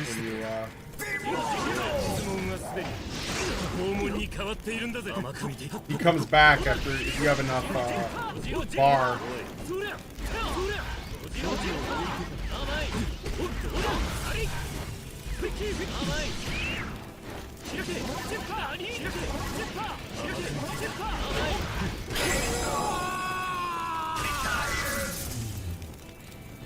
Keep doing God's work.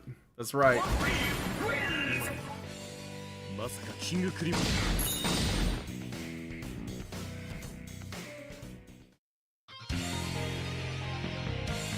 Jotaro. 命までは取らない。だが、しばらく再起不能になってもらう。俺が直々に相手をしてやるぜ。スタートだ。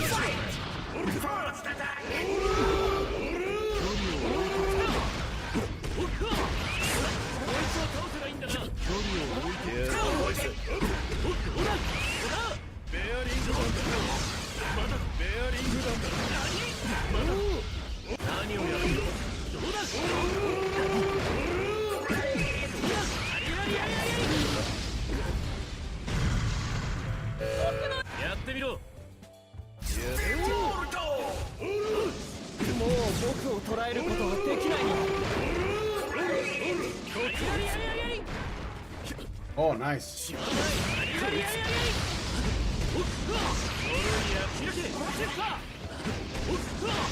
Ooh, that combo though.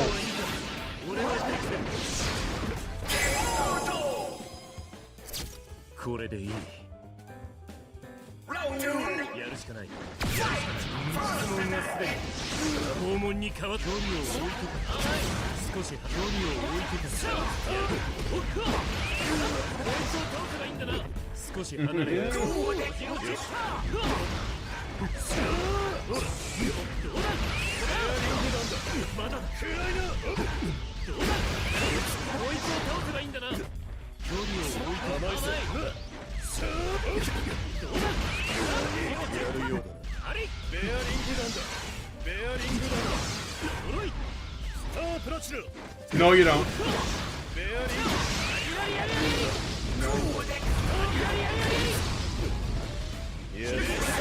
Sticky fingers!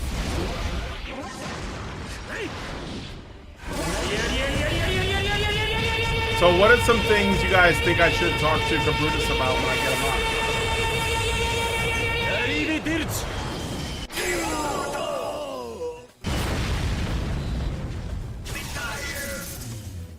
The combo with poetry in motion, yeah.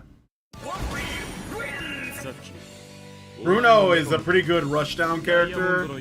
He has a range attack, that zipper thing along the ground, but that is basically a launcher, so you can get in there.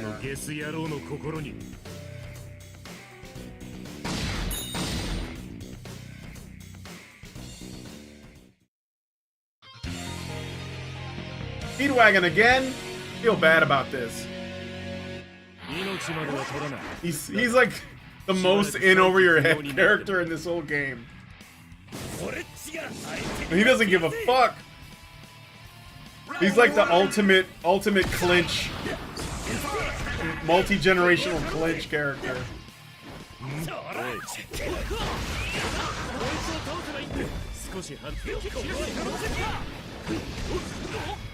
Oh.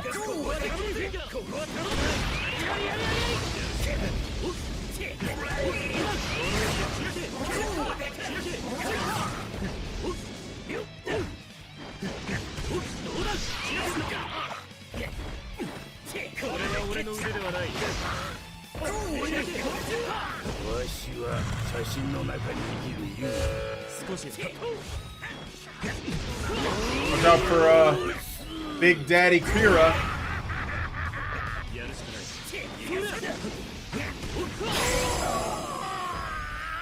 I don't even need a Bakio. I should use him though.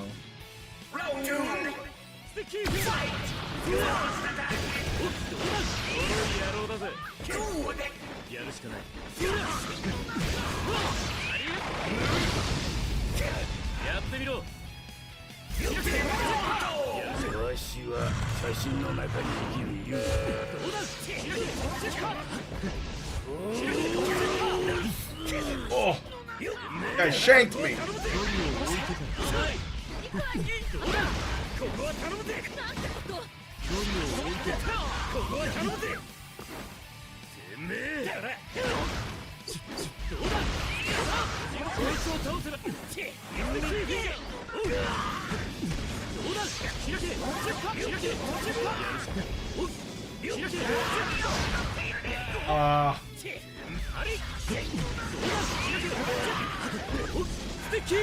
Oh, he's probably not gonna get hit by that. Oh, he did! Is he an intentionally bad character like Dan? No. No. He's, you know... Speedwagon doesn't have, like, as many tools as the other characters do, I think, but that's actually an advantage because you don't have to learn as much.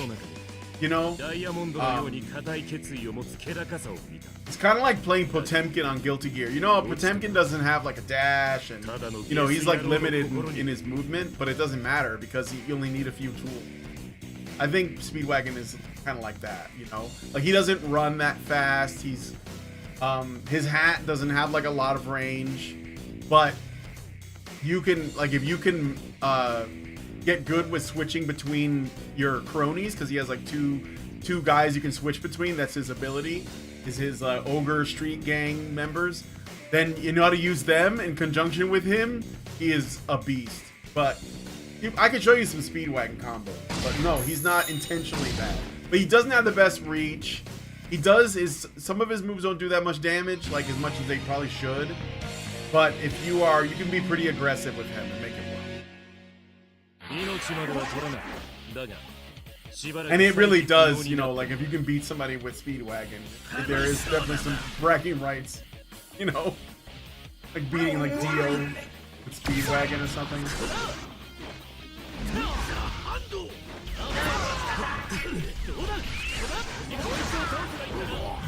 Oh shit! This stage effect makes everyone do way more damage. So the Okiyasu does a lot of damage already. So this could be painful.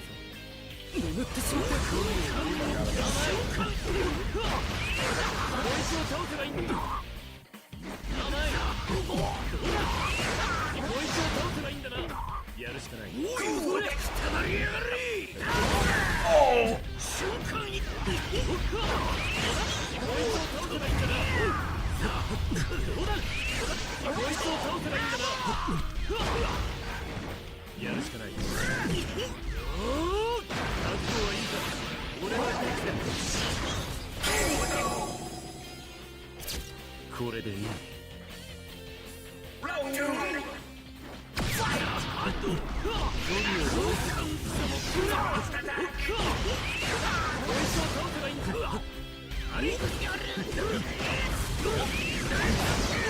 Ow.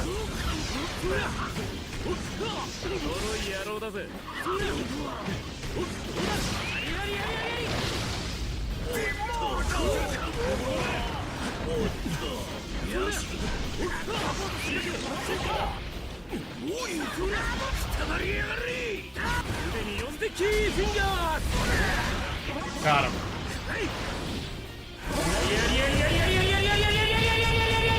It might not defeat him. It might not be enough.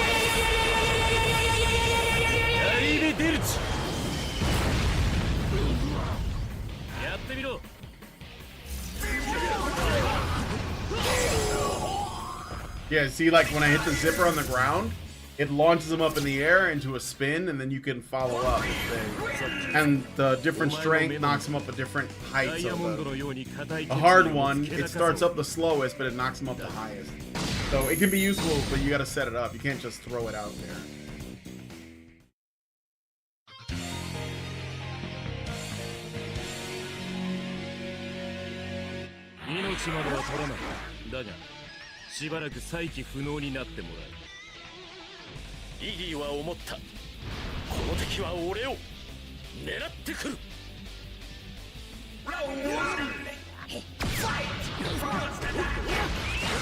Iggy is a pain in the ass.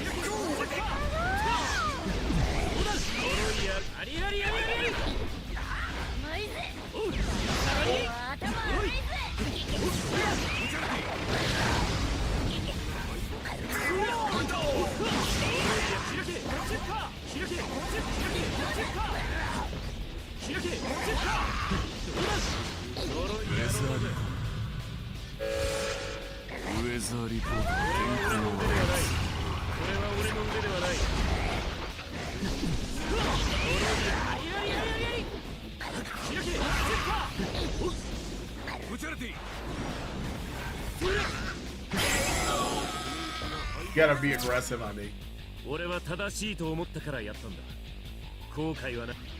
Don't give him a chance.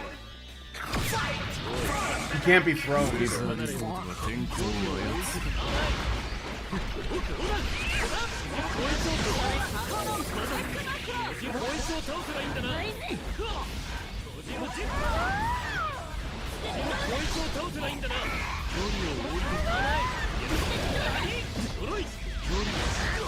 Ow.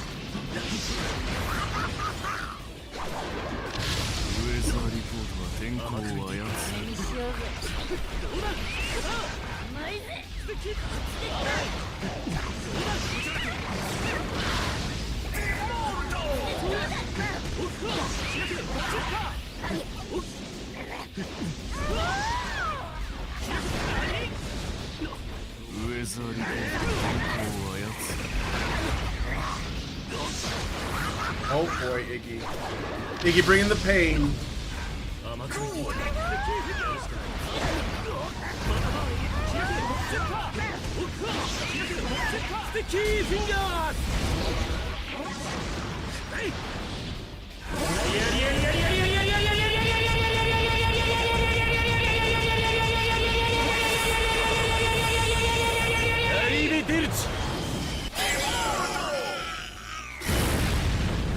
Beat the shit out of that dog.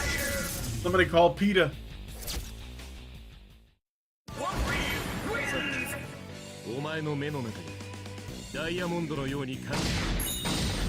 You're mean to the dog.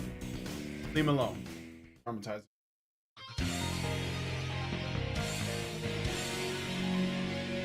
Oh, prosciutto and pesci. Okay.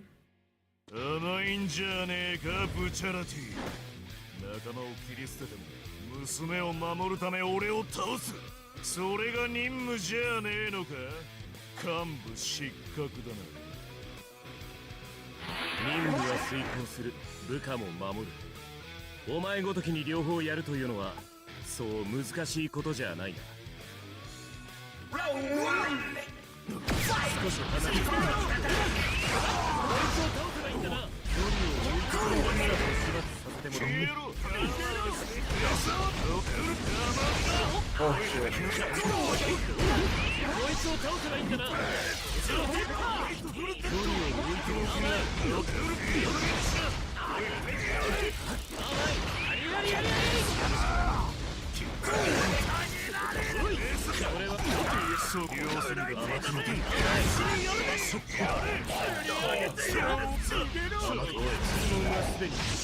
拷問に変わっているんだぜ。やってみろ。撃たれて何をやってどうだ。後ろジェッター。距離を置いておくな。消えろ。いい加減にしろ。やれ。キーフィンガー。よし。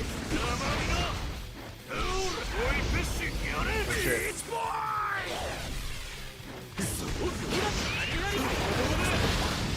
何？私の体に何が起こっている？ Oh, I didn't get him.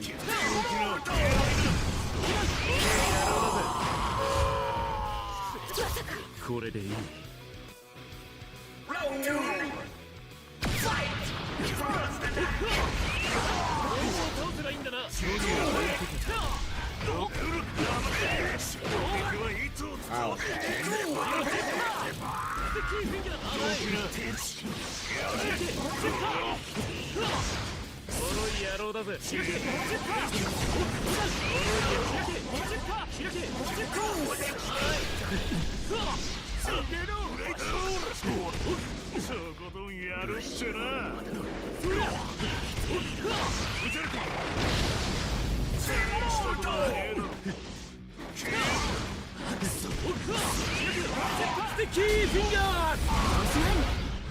Not gonna work?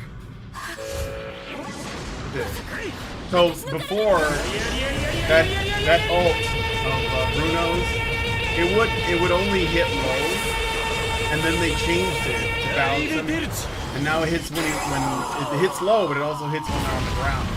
So if you can get a hard knockdown and follow it up with that, guaranteed like mega damage. Not every character works that way. Some ults, you know, hit on the ground. Not many, I think only a few. And some, they have to be set up, you know, well, most of them have to be set up. Very few can just be like, you know, you can just do a string and then end it with an ultimate. I think Speedwagon is one of those people, though. And Jonathan, there's a couple people, but a lot of them you have to set them up. Like stun, or a hard knockdown, or a ground bounce, or something, you know. Crumple, you can, but you got to know which ones set to, you know, different characters. Or you can do like an air juggle, but even then, some of them are more like grabs. So that won't work.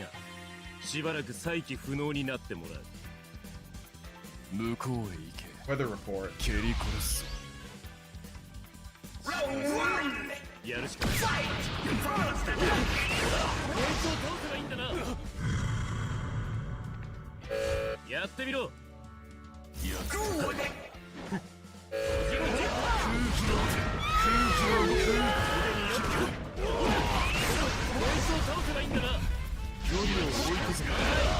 Oh,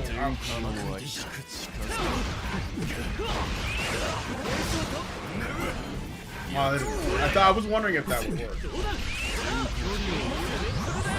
You know?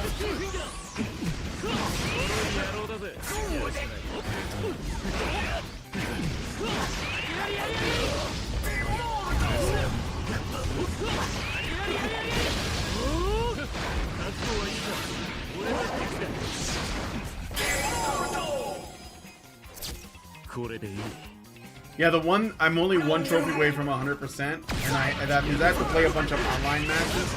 The problem is the online is like nobody there, so I probably won't get that.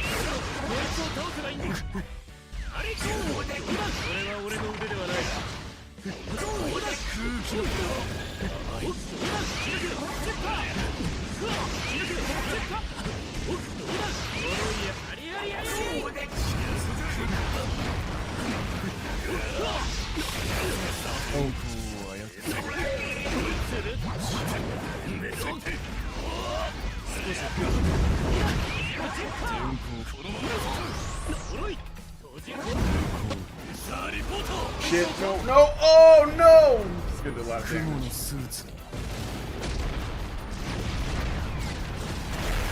It is a nice looking suit.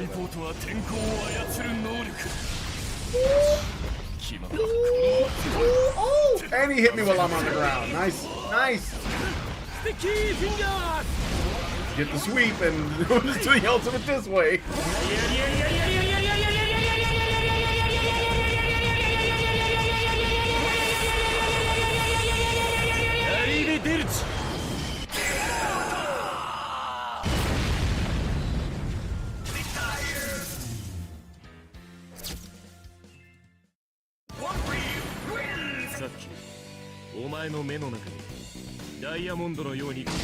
Is that the last battle?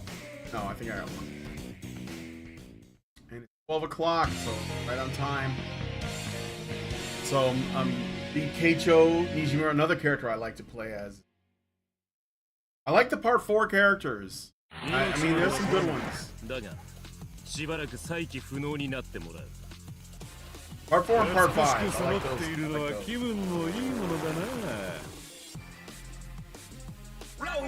Bad Company was always a favorite. Oh, sir. Oh, the fucking mine.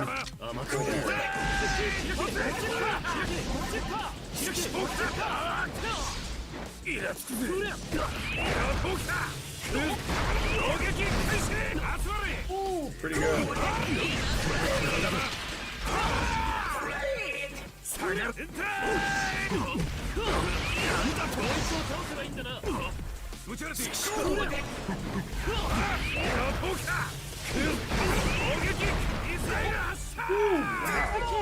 Buddy.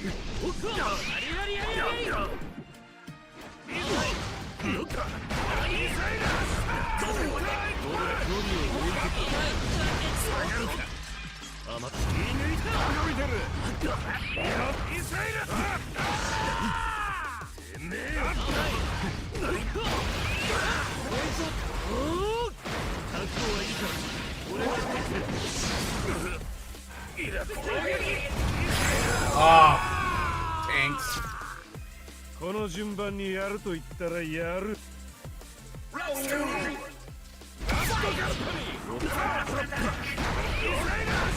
Wow, what the fuck? This dude's bringing it.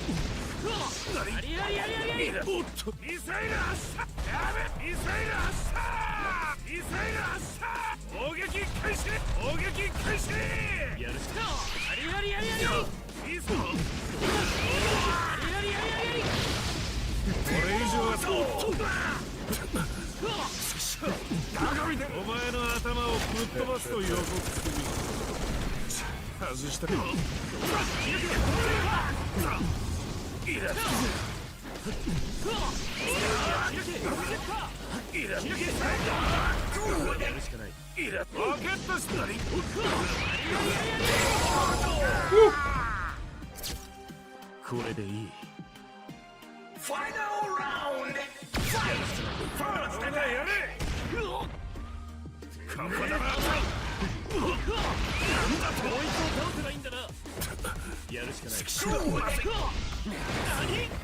I forgot that you can do like that. I knew what you were setting me up, brother.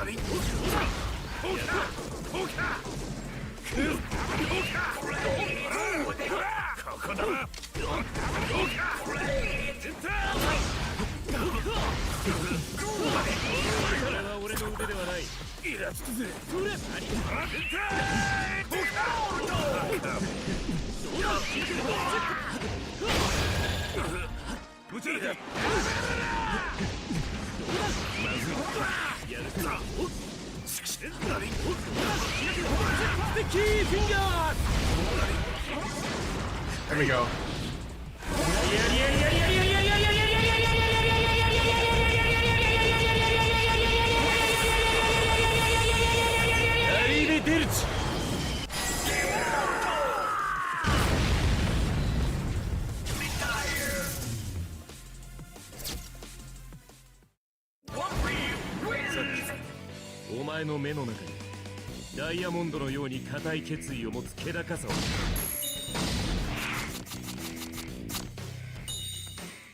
Take it.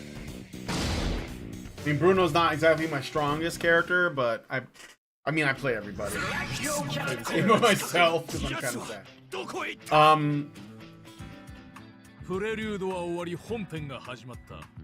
Anyway, so pretty exciting. Cabrutus is gonna come on next week Tuesday around. He said it's a 2-hour difference. So that's like 3 o'clock, 4 o'clock, so like 2 o'clock. 2 o'clock, 3 o'clock, my time here. So yeah, let me have some, you know, if you guys have any suggestions or anything you want us to talk about, yeah, let me know. Leave a comment. Pretty cool. So thanks guys for coming on the show. Let me bring you up back to the chat. And I'm gonna like go ahead and out here. Looking forward to it. Same. Just ending out the stream there. Out. So yeah, let me know what you guys think about the show and my thoughts on all the stuff that we've learned as it goes on. We're gonna get into more of this stuff.